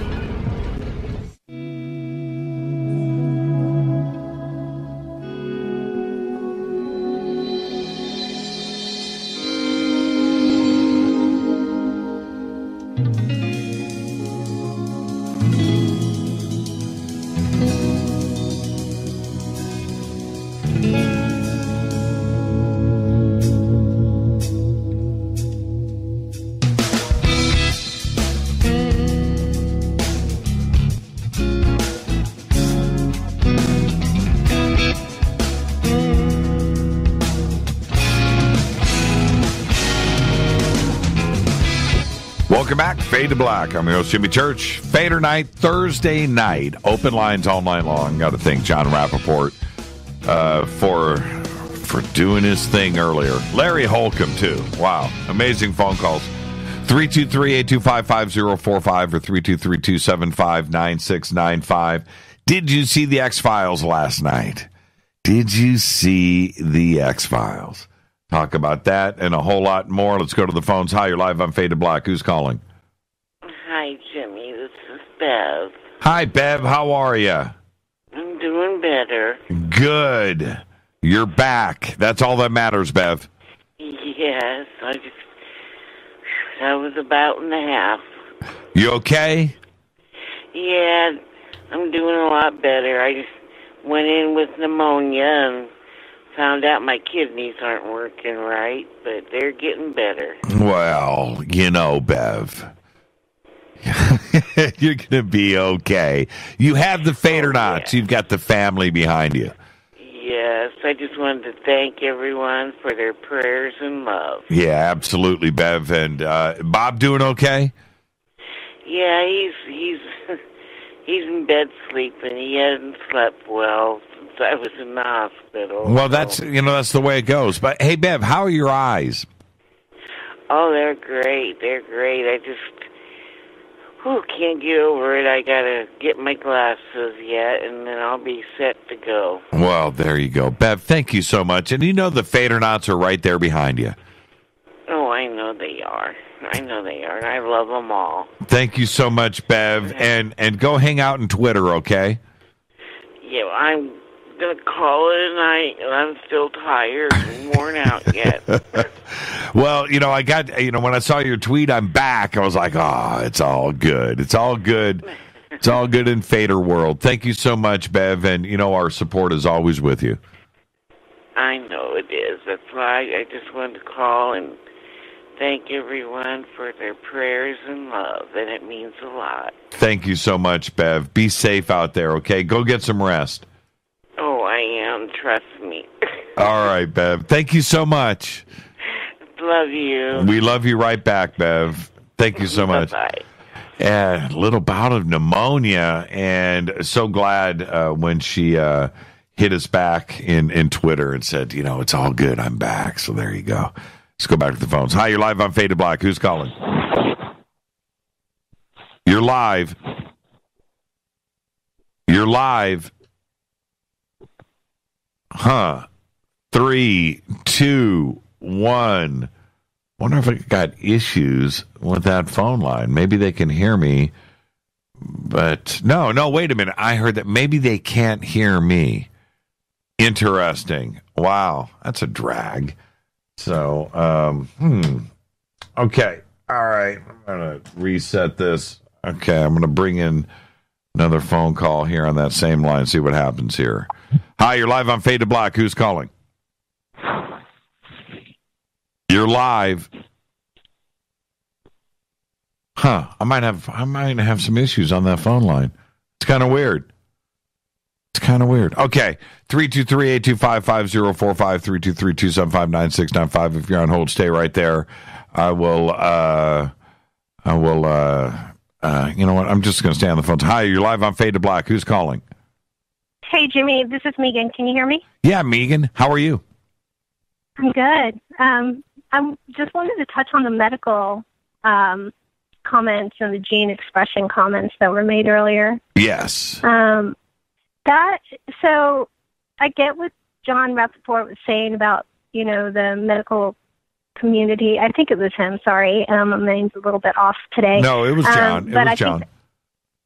I think he was talking about how the medical community is focused on healing and disease prevention and all that. I think that's such bull. I mean, I'm not saying 100% of the medical doctors or anything like that, but, if you look at how they're funded, where their research is being based out of, that a lot of it's been corporatized. They don't.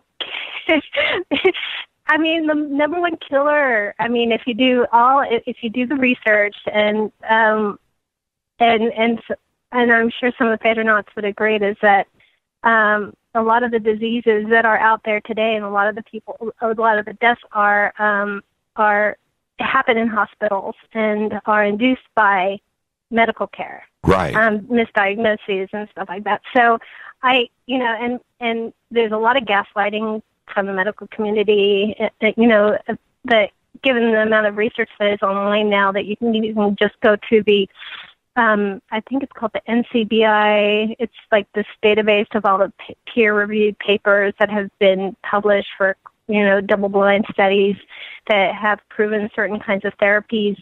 And, somebody can take that to the office of a doctor, and the doctor will scoff at them. So it's just, I don't believe that the future is medical support. I think the future is healer kind of mentality. And I don't mean like the woo-woo kind. I don't mean like the, and not to say I'm against Reiki or anything like that. I'm just saying that, and I know woo-woo is kind of a negative term, so I apologize to everyone listening right. Who is into that. But I'm saying that, healer-induced, meaning the full body, mental body state, and, but also incorporating westernized medicine is key. I really don't believe that what they're doing in the hospitals and in the universities are really for disease prevention and for the support of humankind. I really don't believe that, because there's too much money at risk. If it doesn't support monetary capitalism, it's not research. It's not considered Right. Yeah, it's not research and it's not considered to be something that is incorporated into the medical field. And I also want to point out that when you go to the hospital, the scrubs and the gloves are not sterile. So that's another big no-no. Like, they're not sterile. And, so when you go into the doctor's office, make sure you bring some alcohol wipes, because you're not standing in a world of sterility there. Well, yeah. What do you think? Yeah, I totally agree with that. What do you think about the gene splicing and the modifications of this concept of children now, embryos have been born that have been genetically modified? Well, I made a comment on Twitter about that, and and when you express one gene, it expresses another, and so, and not to go into too much, too much of that, but when you can easily turn on one gene that can make you a carrier for a disease. You can have the makings of the recipe of a disease in your body and not have the gene turned on for that disease. But once that gene is turned on, you can express that disease out into the world. It could be a communicable disease. It could be otherwise. It could be make you more susceptible to certain kinds of things that are in the environment and make you a petri dish for it, and then you are now a carrier. And so as you go through life, you're giving other people diseases. So when you allow somebody to make a change to your genetic makeup, you are allowing the roulette of whether or not you are expressing something else that is detrimental to other people. Furthermore, it could be a community situation where you may be part of a community that has a certain kind of makeup of genes and immunities, and you go to a doctor and you ask for a specific type of baby, and you're bringing that baby home, and that baby's got a new expression of genes that could actually easily make them either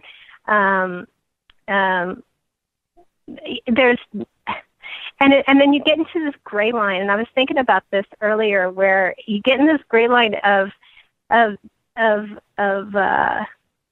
where does it turn into racism, or what do you call it?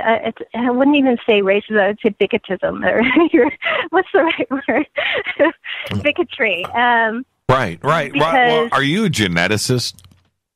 No, but I come from a family of people who are into that science stuff. So, I get to read. I read a lot about it, and I get forwarded articles about certain things, and from legitimate. Well, that's interesting. Well, part of what Lloyd Pye and Sitchin and others have talked about with our DNA and how it's been obviously altered, and when that happened, there's one other thing that they bring out, and it's been talked about a lot, that we have. I don't know what the official count is, and it's not in everybody, but we have something like 4,000 diseases in our DNA. And yes, exactly. And that we carry any one DNA strand, any one person is carrying 150 to 250 of those 4,000 in your DNA. That other species on around the planet, whether you're fish or mammals or reptiles or whatever, you carry almost none. You have there's some there, but naturally you have the culling of the herd, right? If something is born and it has some defect, that if it's introduced back into the gene pool, that it will be passed on. So they don't want that, and so that deformity will be killed. right? It'll be killed and taken out of, maybe even eaten, right? But anyway, killed. And it's supposed to. And honestly, it's supposed to. Right. And with us, we don't do that. And we allow. So, but anyway, what you're suggesting. There's certain types of gene expressions that actually turn on other kinds of positive genes. So, we may become immune to certain diseases that could be, detrimental to our future generations, that because of something that happened in our environment. So there's certain things that are positive and certain things that are negative. But when you go in, they don't, like I said, hospitals and institutions, and I'm sorry, anybody listening from that, or what I'm talking about, and you need to make right with yourself and have insightfulness with yourself. That is not why they're doing that research. They're doing it for a monetary reason. Right. And unless it's like Einstein. Einstein regretted the nuclear bomb. It's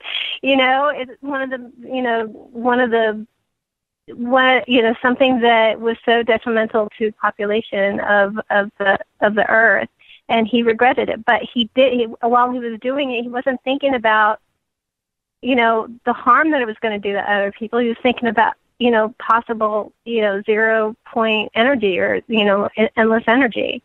Right. He had positive, but if people, making changes to our own gene makeup, my heart of hearts, and I think that you've mentioned this before, is that it was there so that as we go through different types of habitations and habitats and environmental changes, that our bodies will adjust to that. When you start making and mucking up with that, then we start having the inability to make and sustain that. And, if we want to go out into the space and out into the world out there, we've got to stop mucking with it. There because you it's go. going to happen as time goes by, as time happens, and as we start moving into space, our bodies will adjust and our bodies will happen. But trying to make it happen, all they're doing is it's roulette. Thank you, Megan. Behave and be well. Amazing, amazing conversation. There is, she is our roaming geneticist right there. Let's go back to the phones. That's a really good point. Hi, you're live on Fade to Black. Who's calling? Okay, you got to turn me down in the background. Can't allow that to happen. Hi, you're live on Fade to Black. Who's calling? Hey, Jimmy, it's Paul from snowy Southern Oregon. I apologize for being so spacey the other night. With Billy Carson, that was a brilliant program. Thank you so much. And what's on your mind tonight, Paul? Well, the bottom line is that I wanted to continue that to a degree. In terms of that, did the Chinese have any kind of a program like TOS? Did they have a culture hero like that, or like Viracocha? I don't know. No, I don't know. I don't have the answer to that. When you do I was going to comment on this a little bit later. Rita and I have, dove into Thoth. Well, we always have, but over the last couple of nights, and going through all of the Emerald tablets since Billy Carson was on the show. And you listen when you go. Have you read all of the tablets? Have you read all 15? I have listened to them. Gerald Clark did a reading that's on YouTube. Yeah. Okay. Well, ignore that. Okay. No, don't ignore. Well, you've already. But go and read. Okay. Mm-hmm. When you listen to, when you read it, it flows differently. So there you go. But when you read it, what you do end up absorbing is all of the other religions that apparently have been exposed to this. Now, there's for me, The tablets were first introduced into history around 900 AD. And Newton did his translations when he was alive, 1600 or thereabouts. So I think that's around 1600. The way that and the words that are used there is not indicative of that time period. And if you push this back to 36,000 BC or whenever Thoth allegedly had written those, or when it was suggested, the verbiage, because he talks about in the Emerald Tablets, he talks about space and infinity and planets and things that clearly were not seen in 900. There were no telescopes. Now you can jump back to the Dogon and you can go back to the Anunnaki and some of the scrolls and things that were out there back then that suggest planets going around the sun, but it is in the Emerald Tablets, and so you have that part, and then you have the influence apparently on all of these other religions, and it doesn't matter if we're talking about India or China or Japan or North and South America, certainly Egypt. But it is there. So is there anything direct with China? I don't know. I don't know. I don't know factually, but man, it seems like everything is in there. It's like a melting pot of religions. You're preaching to the choir. I've got a copy of the Hermeticum sitting right next to me here. I've been through that a few times. Right. And again, it's a cosmology textbook. It is really what it is. Can I shift gears for just 1 second? Yeah, sure. We've got about 3 minutes. Okay. A friend of mine who you may know, and I'm not going to give the name because I haven't been authorized to do that, is the person who convinced me that we do have visitors from someplace else coming. I go with the multiverse thing. The thing that she told me that happened in front of an eyewitness is literally she had beings come through the wall. Right. While she was there. And I'm absolutely convinced what we're seeing is in fact non-terrestrial, at least from this dimension, but rather what we're seeing may well be terrestrial from other dimensions. Sure. I mean, that is the one point that I understand and that most people they don't have a concept here is frequency. And I can tell you that once frequency is changed, just a fraction, you can't see it or can't hear it. And right now, when Paul or anybody else, you or anybody else that's walking around, you could be walking through walls in another dimension because you're just shifted at a different frequency. That's it. And this is reality. We only see a fraction of light, a fraction. And if we could somehow see outside, there's a reason why when we talk about the infrared, right, and infrared telescopes, and we're looking at there are things out there in the infrared that are right now that are moving around us and that are out there in space that we can't see because we don't see in that frequency, but we look for it in the infrared and suddenly those objects appear. I can't give you any more proof than that. That's the reality of life in the universe. So who's to say what is right here on planet Earth, right now on planet Earth, things that are moving around that you can't see? Absolutely true. Last thing, I hope to see you at ECETI. If I can pull the money together, I'm going up. If I can't, if you and Rita are driving the 5, then stop in Grants Pass for coffee. Okay, we'll do that. All right. Thank you so much, Paul. Bye-bye. Absolutely. Paul from snowy Southern Oregon right there. Okay, now I wanted to speaking about the Emerald Tablets, before I go back to the phone calls, and we're heading to the top of the hour right now. Rita and I set up our crystal skulls, Corazon and Jose, over at the house. I don't have Jose here. Jose is not in the bunker right now.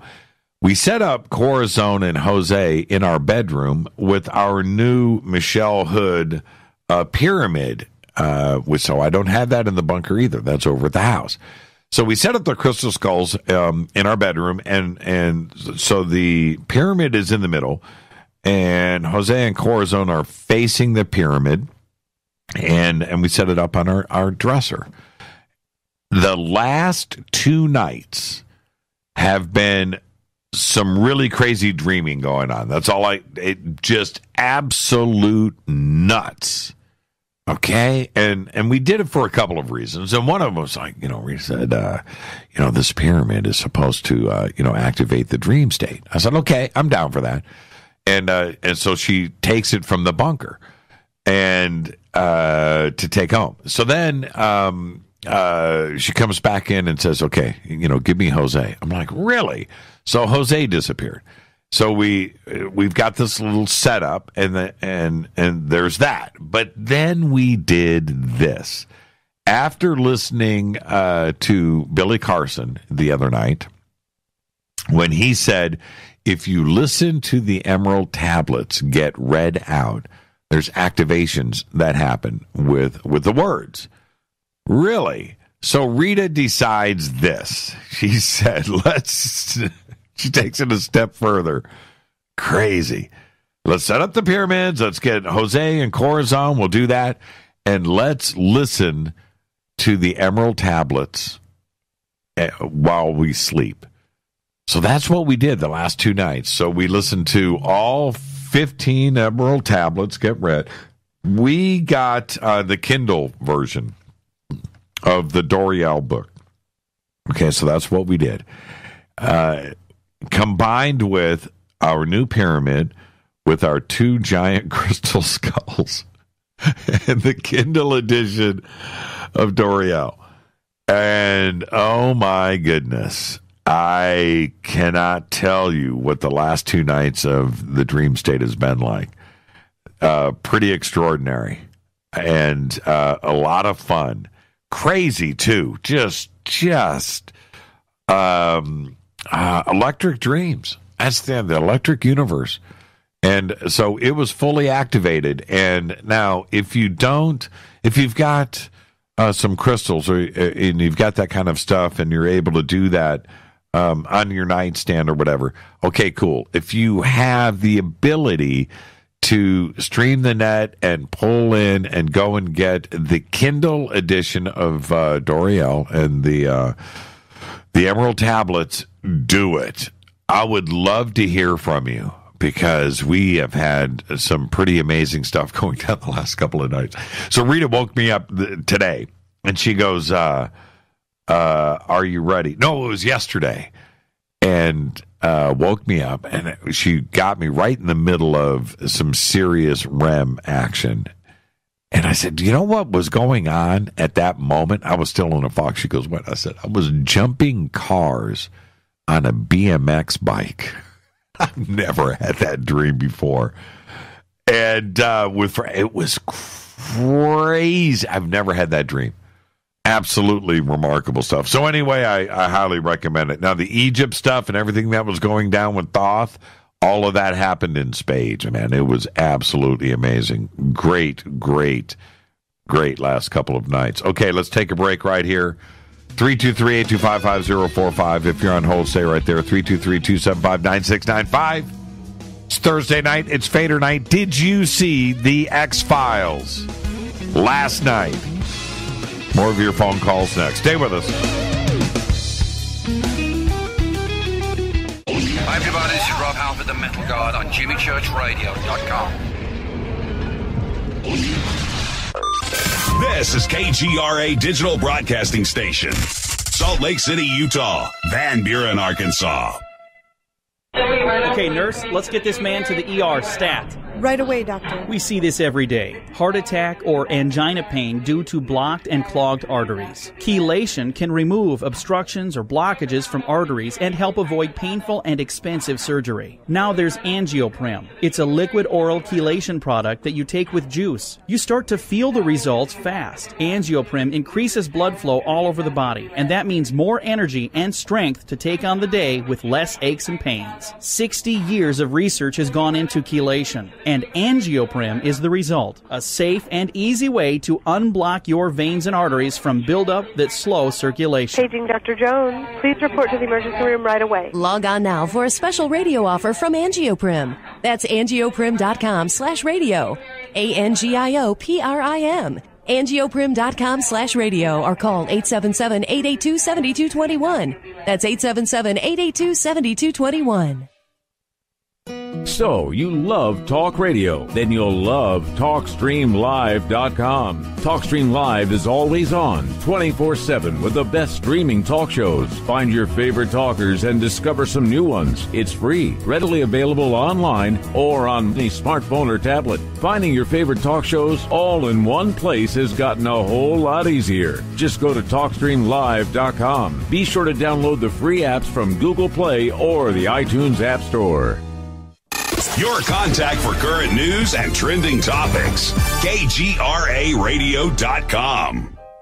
Hello, Fadernauts. This is Jimmy Church, and I'm introducing New Pharma, a company whose products are based on science. Human function based on the endocannabinoid system, or ECS. New Pharma firmly believes in this science, and their research indicates that support of the ECS provides the beneficial effects for a healthy lifestyle.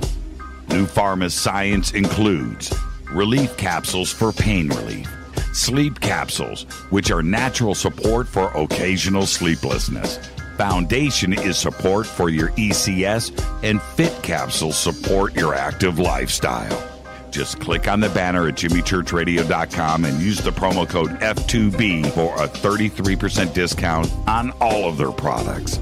Or visit newpharma.com for all of the knowledge on the science. That's GNUpharma.com. Go Beckley Tappy. Did you know that when you're on the road with limited data or Wi-Fi available, you can still listen to every minute of Fade to Black by just calling 605-562-4482. No smartphone, app, or internet needed. It saves your data plan and no extra cost if you have unlimited minutes. Just call 605-562-4482. You can listen to me, Jimmy Church, on any phone, anytime, anywhere. Go Beckley Tappy.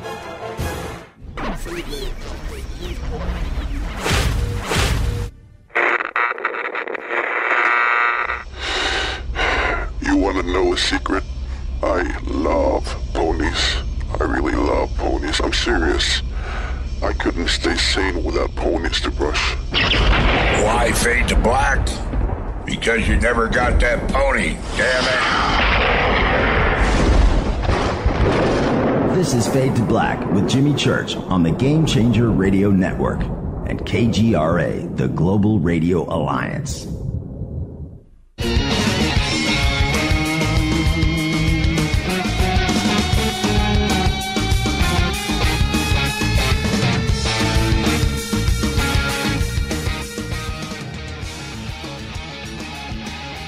Welcome back, Fade to Black. I'm real Jimmy Church.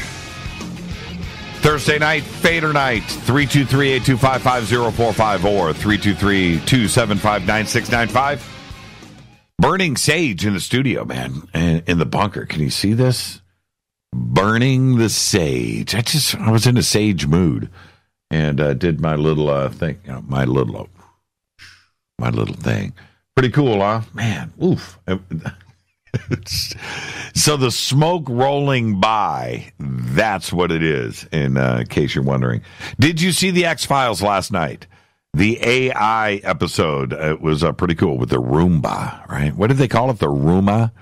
And the drones and the automated sushi bar, right? And the chefs in the back. That was pretty interesting.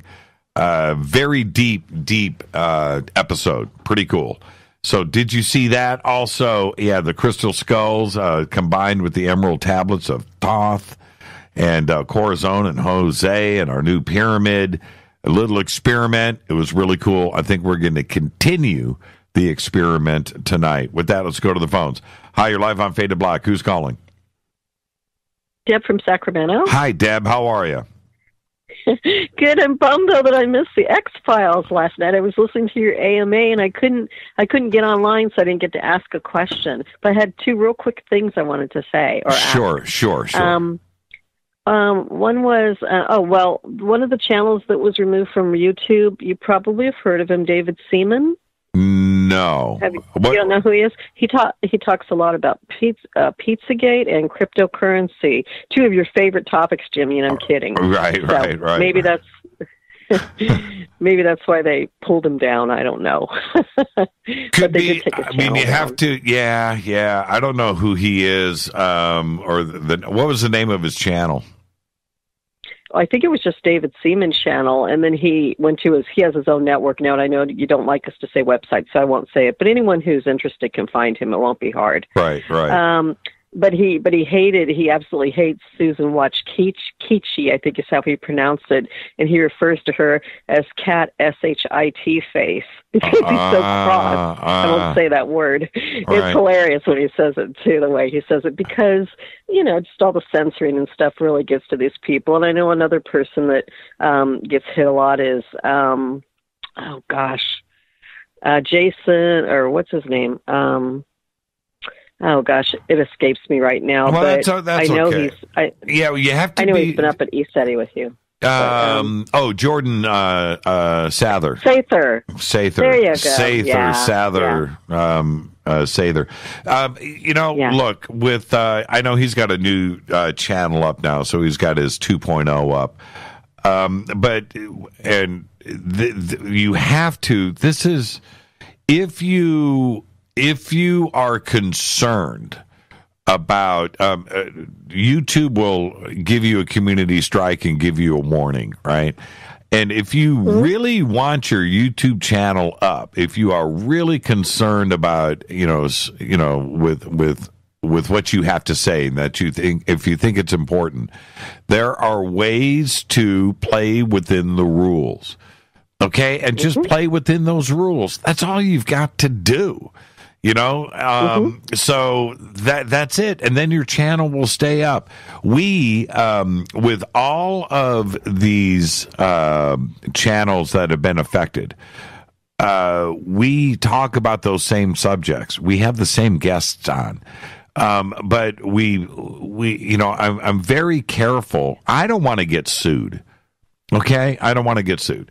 Yeah. So you can't, I'm not going to state something as a fact about somebody out there, whatever that person is, unless it's I can back it up.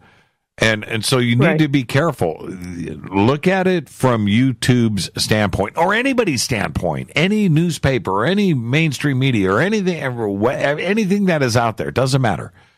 We're talking about YouTube right now, but anybody that they don't want to get sued, right? And if you go and YouTube is in the same position. If you go and you are hosting a channel that says something that about somebody and they are stating it as fact, YouTube could get sued. Right. And so I'm not saying that that's what it's based on. I'm saying that very premise is what everything is based on. It's called being honest. And if you are going to state something, make sure if you have facts, make sure it's backed up. Then go ahead and do it. But other than that, if it's an opinion and you don't have facts to back it up, all you have to do to run clean is say it's an opinion, and then your YouTube channel stays up. That's all. And that's so if whoever this guy is, David Seaman or whoever you're talking about, who got his channel removed, if he would have said, if he's talking about Pizzagate, then say it's your opinion that this may be going on and we need to go and look at it. Well, then that's fair game and that's cool. But if you're going to state something else and you're going to base it as fact, well, now you're getting into a zone where there's libel and defamation of character, and there's a lawsuit that is involved, and you better have your facts backed up with facts that you're presenting as facts. And that's all that I'm saying. I don't think it's a big YouTube purge. You know, I think that YouTube stating what they said today, when you have, I think was a bunch of BS. I don't like the way that they're blaming, new hires for these mistakes. No, I think they should have been very, very clean about it. But, we're just cautious about the way that we state things because we talk about the very same subjects, but we're just careful about it. Okay, well, you said you had a second. Too, because if you got taken off the air, there'd be a lot of very unhappy Fadernauts, I can tell you that. Yeah, well, we've run a clean channel. We've just run a clean channel. All right, hey Deb, well, can I do my Ask Me thing real quick? Okay, go ahead. Real quick. Last night, I just want to say your voice is golden. We all love it. I wanted to know, your Ask Me Anything was, will you sing a quick verse of Let It Be from the Beatles? You can ask, but it ain't going to happen. Have a great night, Deb. Oh, darn it. Okay, Have a great night. Have a great night. Bye. Yeah, it's an honest request right there. Hi, you're live on Fade to Black. Hey, who's calling? Hi. How are you, Jimmy? I'm doing good. Jimmy, this is Avalanche Bob Cree from Queens. How are you? I'm doing good. How are you? I'm great, Jim. What I called, I wanted to give some people some information about how to keep safe if they go to the hospitals and gyms and things. If Where are you? It's very important, Jim. Are you at a bar? Yeah, I called. Yeah, I'm a singer. I told you about my album last week. Yes. Avalanche Bob is getting quite a bit of attention. Right on. Okay, what's the advice you want to give? I'll give you a little platform. Washing your hands. Yes. You just can't wash your hands. Right. You've got to scrub your hands with 50% alcohol. And you've got to sing a little song, any little song, Twinkle, Twinkle, Little Star, or any little song, and count to 100, and use the hottest possible water. The hottest possible water you can take. And then there's no germs. And I'll tell you why. I can't tell you why, but I do know. There's something that has to do with dowsing. And sometime I'll tell you about it, Jim. But I can't do it right now because there's a reason, okay? Okay, you got to go hit the stage. But that will definitely kill the germs. Thank you so much, man. And Jimmy, I wanted something else. Did you ever see Project UFO? Project UFO. What is that? Yes. That was done by Jack Webb, and it is a show that brings people forth and tells them the experiences to the guys that were investigating UFOs. And there are some amazing stories on there. And it's supposed to be true. And then there was a project that called... what the heck was it again? It was Sci Factor. Did you ever see that? No, missed that. Sci Factor is a show that was produced by, the guy in Ghostbusters and everything. Dan Aykroyd? Yeah, Dan Aykroyd. It was produced, and when they came on with that show originally, they said this show was true. So if you want to check it out, you might find some fascinating things there. Thank you so much for that. Yeah, man, and you are the greatest. And did you check my album out? I did. Good stuff. You like it? Good stuff. All the Fadernauts love it. Attention. Yeah, thank you. Yeah, man. So thank you, and you have a great, great weekend, okay? Yeah, absolutely. You too. And I got through that because he's very cool, number one. But listening to myself in the background just kills me. And also, I'm going to give advice to everybody. Remember, if you when you call in, you hear this all the time. Turn me down in the background because turn the radio down in the background because you are listening to that and listening to the phone call, and it distorts your brain. You can't talk correctly. You can't think right. Can't do it. Germs on the hands. 50% alcohol, count to 100. That's really good advice. Okay, yeah, so the X-Files. Did anybody watch the X-Files last night? Are we the only... We can't be the only ones. It was an extraordinary episode. Okay, I've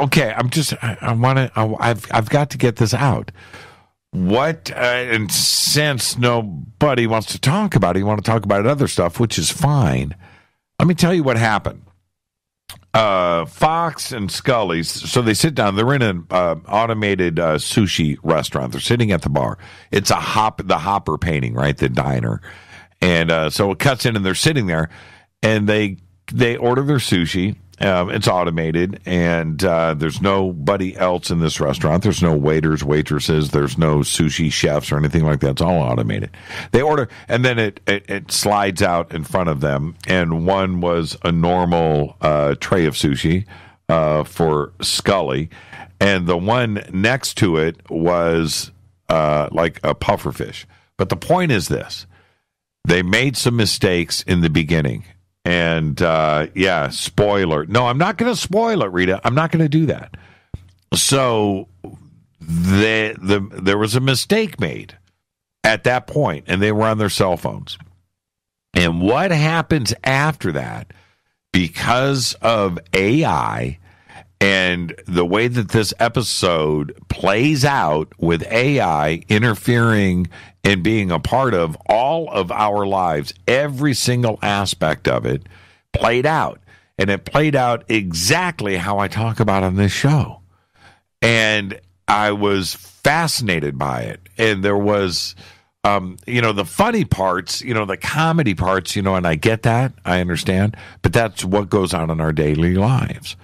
It's the ability. Do you remember, if we go back, it was probably 2 years ago, maybe longer, when I was referring to Android, the software. Android is what is in all of our smart devices. Okay, so that's what's running refrigerators. That's what's running all of the voice-activated stuff. That's what's running your toothbrushes or anything that is connected to the internet is running on Android. And it's running on a simpler version, an older version of Android, exploitable. Now, if there was somebody out there that had a bad day, that has a little bit of coding talent, and that really wanted to mess around, exploiting Android and smart homes and smart devices, smart everything is easy. Smart TVs, easily done. And just imagine, and I talked about this, if when you have malware and you want to demand Bitcoin and you want to hold people at ransom, and picking out computers at $300 each in Bitcoin and doing that's small potatoes. If you really want to do you really want the big one, hit all of the refrigerators in the United States. Hit them all. Hit them all. Shut them down. It can be done. And this is something that shut down all the smart TVs. Take them down. Take them down at the same time. So you're taking away everybody's food and everybody's television and access to information all at the same time. And if you want it back, pay up. Or, even worse, is it's not even about the money. Maybe they want to impress their friends. Maybe they want to be in the news. Maybe they want their names in the headlines. Maybe they want documentaries made for years to come on the day that the refrigerators got shut down, the day that the smart TVs got shut down. Going to update. If you get your smart TV corrupted, how does it get updated? How does it get updated? Are you going to have Samsung or LG show up at your house, right, with the USB and update the BIOS? How does this happen? By the millions. It's one of the most frightening thoughts. And I'm freaked out about that. I really am. And so now go and watch The X-Files. The way that it's presented there is absolutely incredible. It's mind-blowing. It's mind-blowing. So that combined with, and this is what Rita and I did last night after the AMA, and I was exhausted. So we get home after the AMA, and my brain wasn't working. I was really tired. That was 2 hours and 45 minutes of answering questions, and I felt great. It was a great show. I was happy, but I was mentally exhausted. So we get home last night, and we go right back into the idea of the crystal skulls and Corazon and Jose and the pyramid, and listening to the emerald tablets and going into the zone. My brain state and where I was last night was the perfect combination of setting up with the crystals, watched the X-Files, got that thing going, and her and I discussing that, and then turning around and listening to the emerald tablets, and then went into the zone. I remember this. Rita asked me this morning, she said, how far did you get into it? I remember a couple of the opening statements and of tablet number 1, and then I went right to sleep. I was dreaming of, and I brought this up earlier with one of the callers. I was dreaming about, I can't really explain it, but kind of like a ribbon that is twisted. You know, the infinite symbol, right? A number 8, but it was a ribbon, and it was white. It was this white ribbon, and it had a planet in each one of some planets, I don't know what, in each one, and it was out in space, and it was moving around, and this infinite figure 8 thing was moving around the 2 planets. I was dreaming about this and watching this, and it was like making sense to me. That I'll save for another show. So while this is going on, my eyes popped open, and I was listening to the Emerald Tablets, and it was discussing that. And I'm thinking to myself, this works. Something and the exploration and the how Thoth was talking about how he was visiting these different planets and stuff. It was all crystal clear in my brain. It was remarkable. So I'm going to suggest to everybody, you need to try this. You need to go and get a little setup. So this is what we do, and I wanted to do this before the break. I'll get to calls after the break. This is the setup that we have. We have a Studio Dome SBB2 speaker. That's what we've got. So go and get a Bluetooth boombox speaker. So we've got that. We have the iPad. Those are linked. And then we were using Kindle last night. YouTube or whatever. But that's what we use, and it's at a pretty decent volume. It's not quiet. We want to fill up the room with everything, and that's our setup, and that's the way that we do it. So that's we used Kindle now. I don't want this to escape me. The other versions of the Emerald tablets that are out there on YouTube are not that good. I'm not saying anything against what's going on out there, but it's hard. The audio's fine, but it's the way that it's read and so forth, and it's I don't know. It's not professional narration, and we've listened to a bunch of them over the years, lots. But we found the Kindle version of Doriel, and whoever's reading it on Kindle is professional. It's smooth. The audio is correct. There's no commercial interruptions. There's nothing that's going on. And it's solid from beginning to end, all 15. And so that's what we were able to do.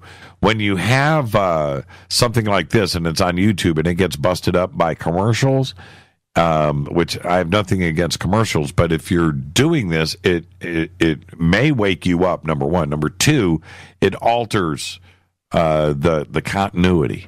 So you want to get away from that.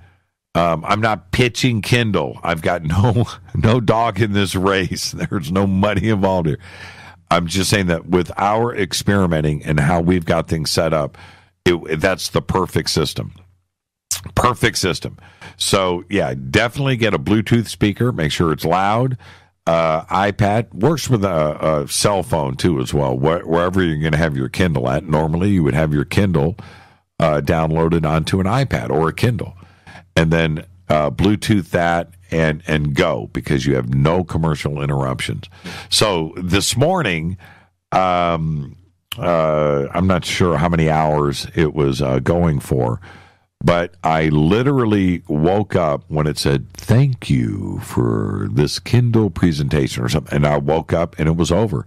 Clean, straight through, beginning to end. And the dreams were absolutely incredible. Incredible. All right. Okay. I'll be right back after this short break, and I'll be taking your phone calls. And I'm bringing some more calls in right now. So just stay right there. I'll get to your calls after the break. Somebody posted last night, and I wanted to get this in. This is from Holy Diver. And this was left over from last night. What is your favorite rock metal band from the 70s, 80s, and 90s? And this would have been a great question for last night's show, because I'm such a music person. But favorite rock metal band from the 70s, Black Sabbath, hands down. From the 80s, Van Halen, hands down. And then we get into the 90s. And I started to think about this, and I was kind of torn, but I got to go Pantera. I almost went Corrosion, but Corrosion, okay, there's reasons for that. Almost went Corrosion, but I'm going Pantera. Okay, so with that, take a break right here. I wanted to get that question in. We'll take a break. This is Fade to Black. If you're on hold, stay right there. I'm your host, Jimmy Church. Follow me on Twitter at JChurchRadio. Email is Jimmy@JimmyChurchRadio.com. 323-825-5045 or 323-275-9695. If you're on hold, stay right there. I'll get to all of your calls after this short break. Stay with us.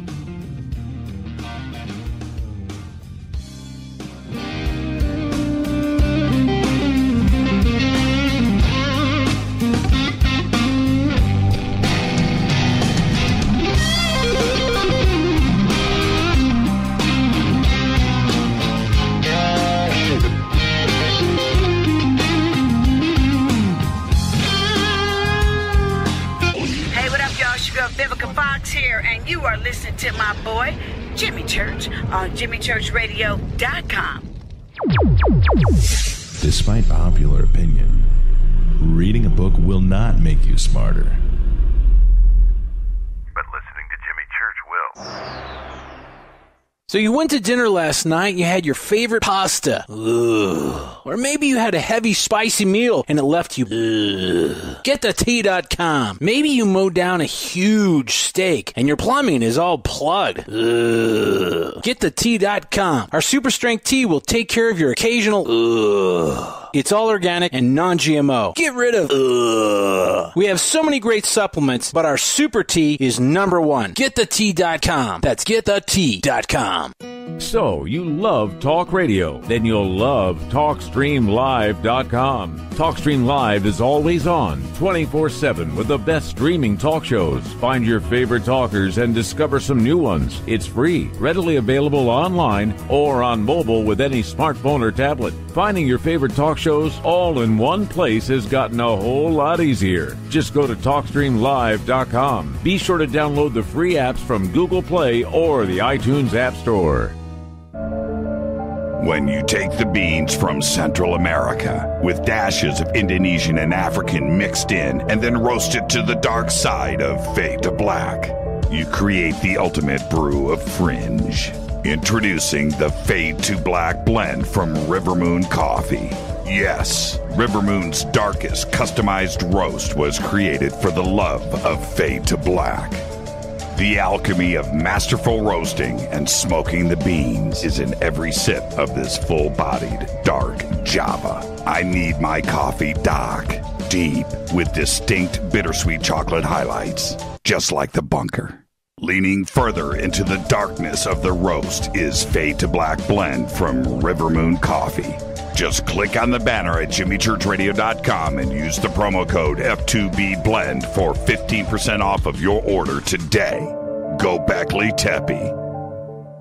Hey, can we talk about something serious for a minute? Your age. Getting old has its perks. But remember, being a few years younger, you know, your hair was thicker, you didn't have so many wrinkles, that extra weight wasn't haunting you, and you just felt better. Well, we can't turn back the clocks and go back 10 or 15 years, but you can start feeling and looking 10 or 15 years younger with Nature's Youth RSF. It's a doctor-formulated daily supplement that helps your body maintain its peak performance and fight the aging process. Imagine sleeping better, looking better, and feeling better. See how Nature's Youth RSF has helped thousands of people just like you at nature'syouth.com. nature'syouth.com. The holidays are coming. Imagine how it will feel when your family and friends are asking you what you did to look so good. Your secret will be Nature's Youth RSF. It's time to start looking better and feeling better. Learn more and order your Nature's Youth RSF at nature'syouth.com.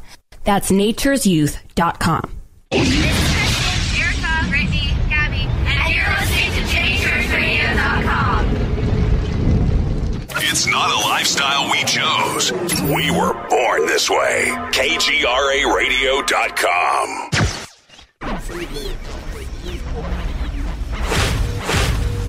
This is KJCR at JimmyChurchRadio.com.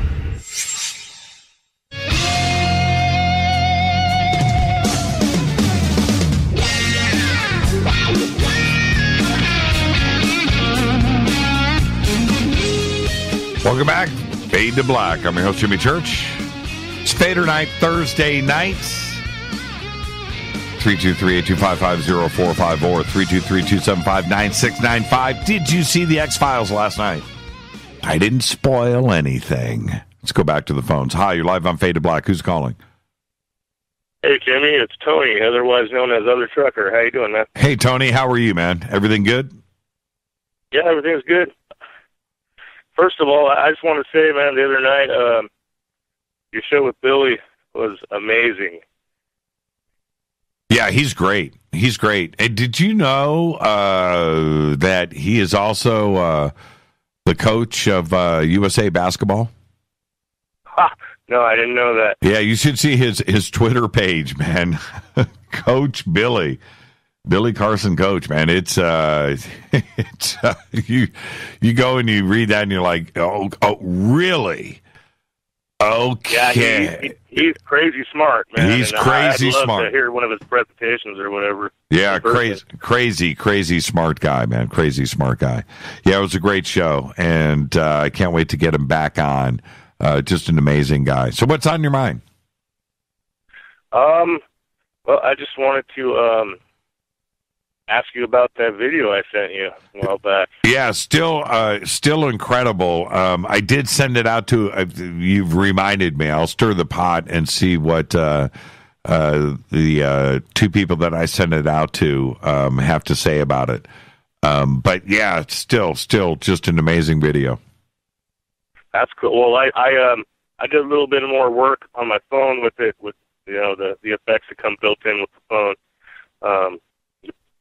and the different parameters and all that stuff. And I sent you another email about, I don't know, I think like 7 different shots where I changed, parameters of things, and just take a look at it. It's really cool, man. But also, I wanted to just tell you a couple weird stories about me. I've been, like I said before, I've been seeing this weird stuff, my whole life. And like the night I was born, there was like 25 or 26 kids in the hospital I was born in, and they were all girls except for me. And the night that we came home, when my parents drove me home after I was born, a big old cigar-shaped UFO followed us over the freeway in San Diego to the house. Or pretty close, I guess. Right. And I have so many of these stories, man. But and like when I was like 5, a little bit later, still in San Diego, we were living in a little cul-de-sac, and we stepped. I don't know why we were outside, but we were all outside looking up at the sky, and there was these 3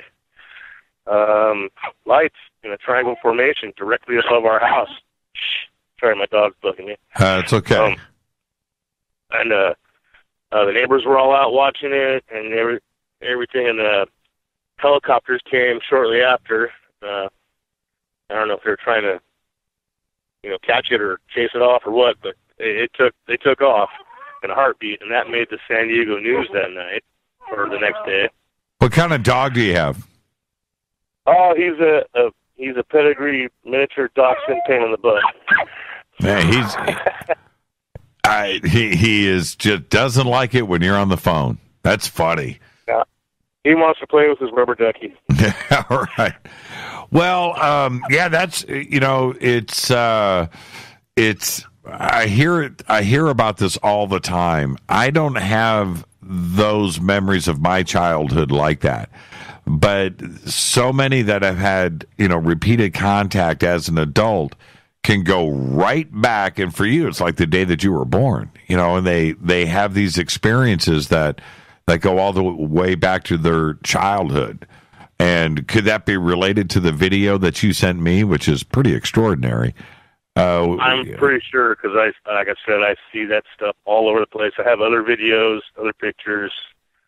Another weird thing. Another time when I was young, me and my parents were driving through, I think it was Arizona, and we're coming down this long, steep, gnarly hill, and this I guess it was a Chrysler New Yorker back then. It was new. It was like 91 or something, and we're in the middle of nowhere, only car on the road, and there's like farmland around us, and I look over and I see not just one, but pretty much a whole herd of mutilated cattle just scattered around, and there was some bodies here and there, and then there was heads here and there. Wow. And that was way before it was even a topic, Right. My folks saw that too, and the weird thing about that is it took us like 13 hours to come down that hill. 13 hours? Yeah. That's halfway across the state of Texas. Yeah, that's like some serious missing time stuff there. Wow. What do your parents say about that? Oh, they're all into it. They see it. They see the stuff too, and sometimes they've seen it with me. Sometimes they haven't. Another time we were on vacation in New Mexico, driving down. We lived in California and we would vacation in New Mexico. So we're driving down the highway somewhere in New Mexico, and I kept seeing things in the sky and telling my parents, "Ooh, look at that! Look at this! Look at that!" They thought I was crying wolf, I think, and then I finally saw something huge right above us. It was a giant triangle, with a triangle in each corner of it, and it was like they were like lit up like with like neon glass tube light, kind of looked like that. Mm-hmm. And in the very dead center of the big triangle itself was a red light. And I saw the thing. I was watching it for a minute or two, and I was telling them, "Hey, look!" And they're laughing at me. Oh, whatever, you're full of it. And so I looked away for half a second to grab my binoculars, Grabbed my binoculars, looked up, it was gone. Wow. Here's one more. Okay. Here's one more, Jimmy. One more. I got a ton of these. Okay, another time when I was young, we were living in San Marcos, California. You know where that is? Yep. Okay. So I don't know if you know Twin Oaks Valley Road. It's a pretty long road, main road out there. We're driving down it, getting close to the house, and I'm looking out the back window, stargazing as usual, and I see what I thought was the Pleiades, the Seven Sisters. Mm-hmm. And they started dancing around, moving around a lot, and I was freaking out. I told my parents to pull over, and they pulled over, and I remember us all getting out and, standing at the back of the car watching these. And I remember my parents especially freaking out about it, talking about it and stuff, or watching it. And so, we watched it for so long, and we, get in the car and drive another, mile or so to the house, and we're talking about it. So the next day, my parents went out to buy me a telescope, and they bought me like some cheeseball Casco that was just like a reflector telescope instead of a refractor, so everything's upside down and backwards. Right. I played it for a night, didn't like it, and they took it the next day, I think, while I was at school, and they upgraded me to a way better one. And funny thing is, they remember buying me the telescope, or telescopes, but they don't remember why. They don't remember that incident. Really? Man, you need to write a book. That's what you need to do. Telling you. Yeah, man. You need to write a book. And again, thank you for that. And as soon as I get some information back on that video, I'll talk about it on the show and shoot you an email. All right, yeah, and check out those pics that I enhanced that I sent you, please. I absolutely will. Can you do me a favor, Jimmy? What's that? Since you're the man, can you say hi to my folks for me? They're listening right now. Wait, well, I need their names. Dale and Judy. Dale and Judy, what's up? Thank you so much, man. All right. Have a great night. Be safe out there. Right on, brother. Thanks, Jimmy. Thank you. Dale and Judy. Man, there's something going on with that family. There's something going on. That's UFO magnets right there. Brandon from Phoenix says, I missed my shot at the AMA last night. What's your favorite post-apocalyptic and or dystopian movie and or book? Man, that's 15 questions in one question. I have no idea. Post-apocalyptic movie. What just pops in my mind first? There's so many great ones, right? But I did like The Road. The Road was pretty cool. And that just, you know what? I got to be straight with you. That's what popped in my mind first. But I got to go 1984.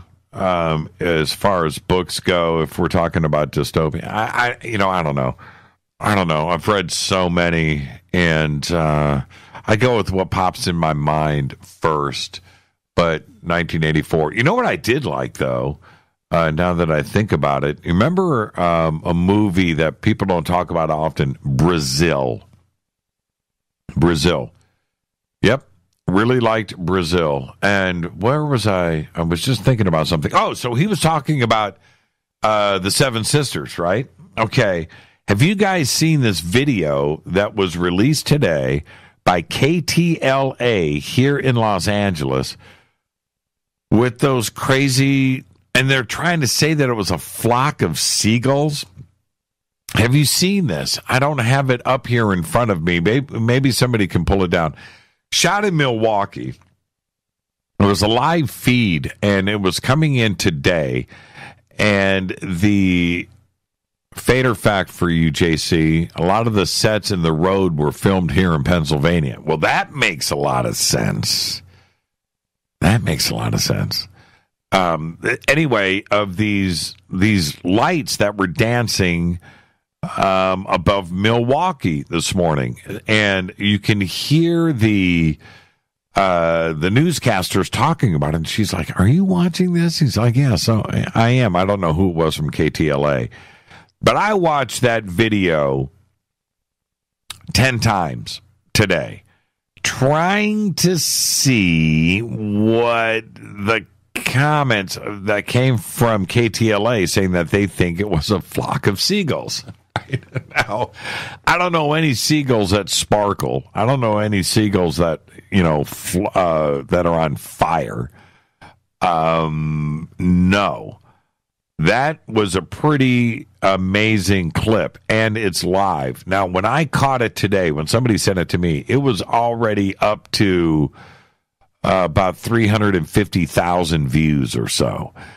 And I watched it over and over again. I was reading everybody's comments, and everybody agreed with where my mind was that isn't birds. That isn't anything else. That is something crazy going on because they were sparkling. And they were going in different directions. I don't know, I don't know. I've seen a lot of seagulls flying around. I've never seen anything like that. But it was in Milwaukee. Somebody show me. Somebody's got to post this video. This KTLA flock of seagulls. You know what? I'm going to pull it up. KTLA seagulls. Mystery lights caught on video above Milwaukee. Here it is right here. I'm going to play this and listen to what they are saying in the back. Just listen to this. Come on. Are those fireworks? What is that? Look like some fireworks or something. Aliens? I don't know. What the heck What is that? You see it, right? I'm actually, yes, okay. I do see it. Okay. It's getting weirder by the second. I know. It's like they're sticking around. We're going to do some digging and figure out what that is. Back in a moment. Are we rolling on that? What do you think that was? Now, you have to see this video. Have you guys seen this video? I've got the link up right here. I'm going to post this up on Twitter. This is absolutely incredible. I was going to start the show off with this tonight, and here is the link right here. And seagulls, seagulls.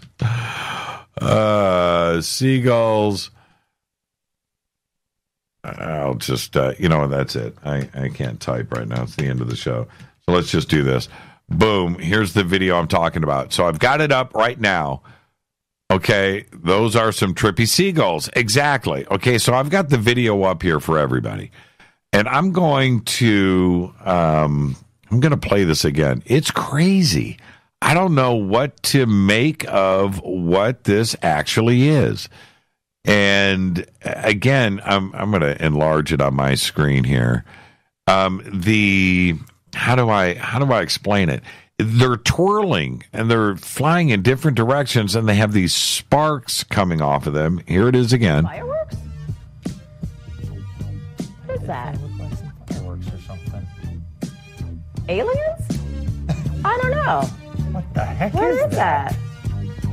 You see it, right? I'm actually, yes, okay. I do see it. Okay. It's getting weirder by the second. I know. It's like they're sticking around. We're going to do some digging and figure out what that is. Back in a moment.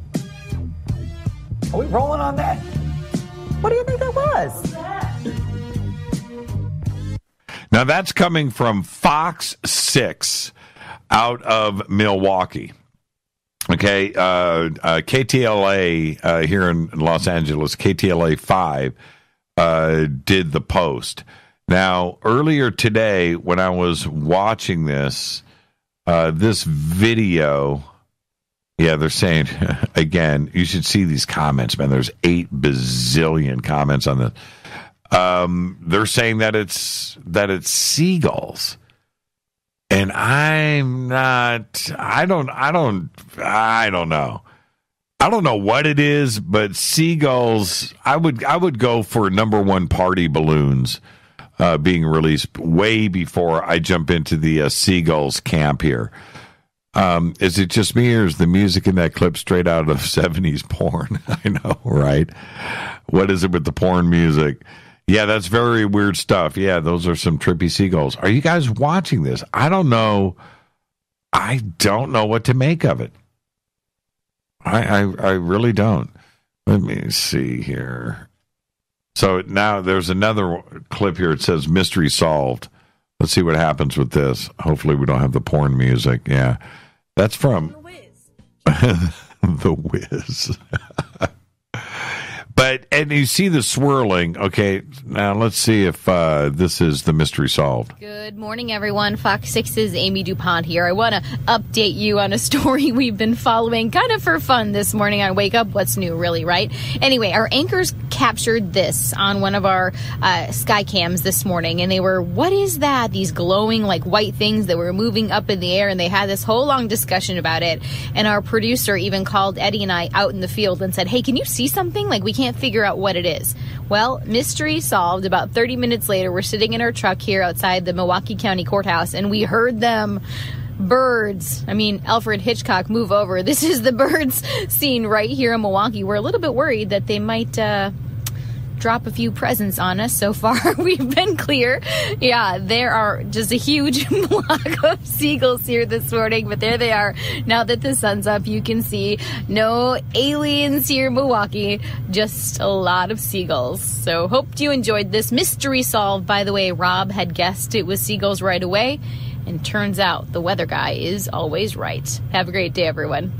So what is this? Is this the strange the extremely rare flaming seagulls, right? Is this that I've never heard of before? I don't know. I'm not buying. I don't know. I just feel weird about this explanation here, because when you look at the original video, the one that I played with the porn music, that just doesn't look like birds to me. They're flaming. They're sparkling. I don't know. I'm not. I don't know if I'm buying into what they're selling here. Now, the second clip that they are showing is clearly a huge swarm of birds above the courthouse or some government building downtown. But this right here, are those fireworks? She said fireworks. Aliens?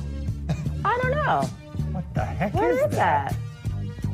You see it, right? I'm actually, yes, okay. I do see it. Okay. It's getting weirder by the second. I know. It's like they're sticking around. We're going to do some digging and figure out what that is. Back in a moment. Are we rolling on that? What do you think that was?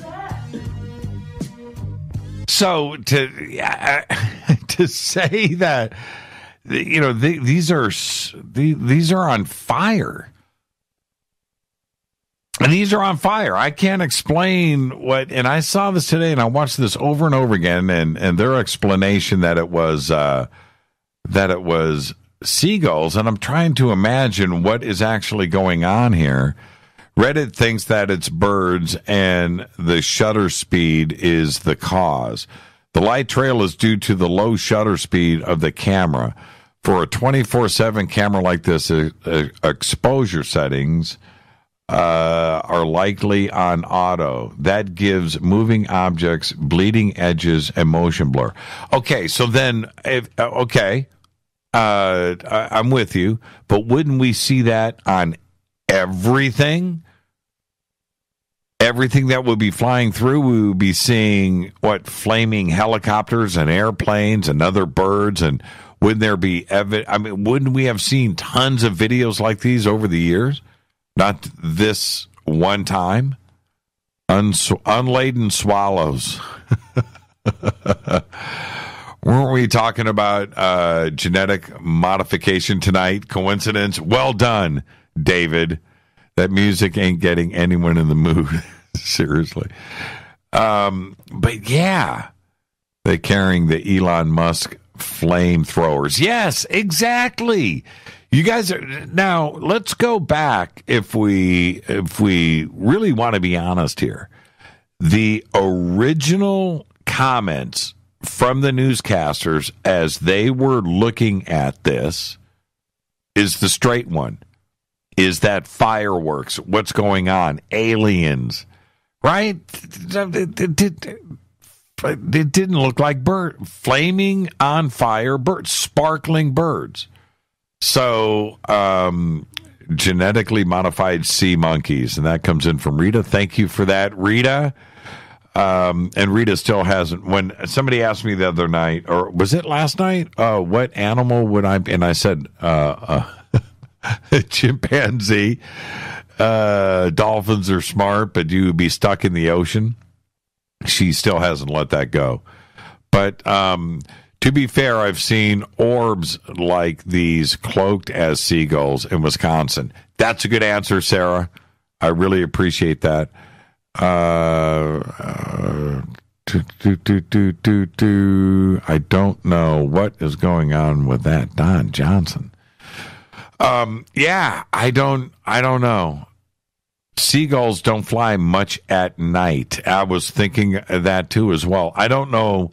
I think that the first response is the honest one. You know, what is that? I just, Intel swarm of drones. I would buy into that. Lots of discussions about it here in this Reddit thread. Okay, I don't do Reddit. Thank you for this, Mark. That's a really good, I know, right? And I would buy into that if they were on fire. Seagulls fed with 100% GMO food.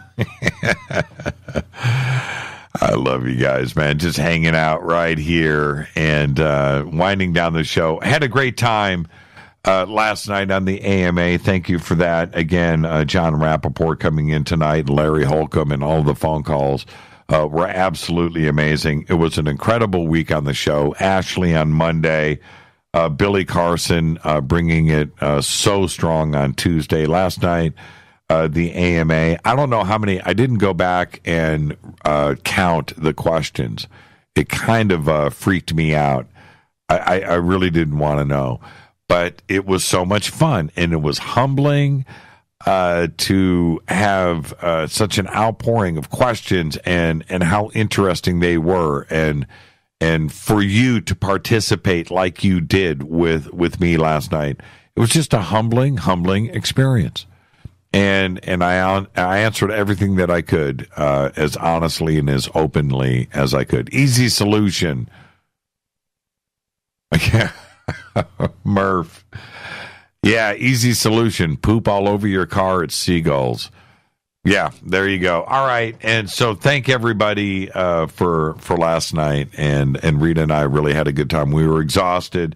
And the thought of doing it again anytime soon, I said maybe in a year. Rita was like, no, I think we should do this again really soon. Well, we'll see.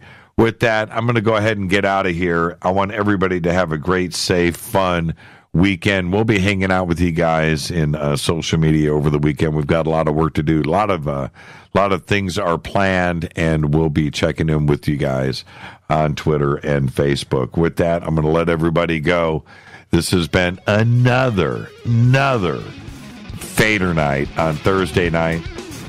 Got to thank, of course, Jon Rappoport, Larry Holcomb with the surprise phone call tonight. Thank you for that. Everybody who called in and tweeted, amazing evening tonight on the show. Faded Black's executive producer is Rita Camarion. Show is produced by Hilton J. Palm, Renee, Dennis, and Bob. Announcers are Steve Harder, Gene Vitoa, Mark D. Kovar. Webmaster Drew the Geek. Music Doug Aldrich. Intro Spaceboy. SpaceboyMusic.com. Fade to Black is produced by KJCR for the Game Changer Network, and syndication is KGRA The Planet. This broadcast owned and copyrighted 2018 by Fade to Black and the Game Changer Network. It cannot be rebroadcast, downloaded, copied, or used anywhere in the known universe without written permission from Fade to Black or the Game Changer Network. I'm your host, Jimmy Church. Follow me on Twitter at JChurchRadio. Until Monday, everybody be safe. Go Backley Tappy.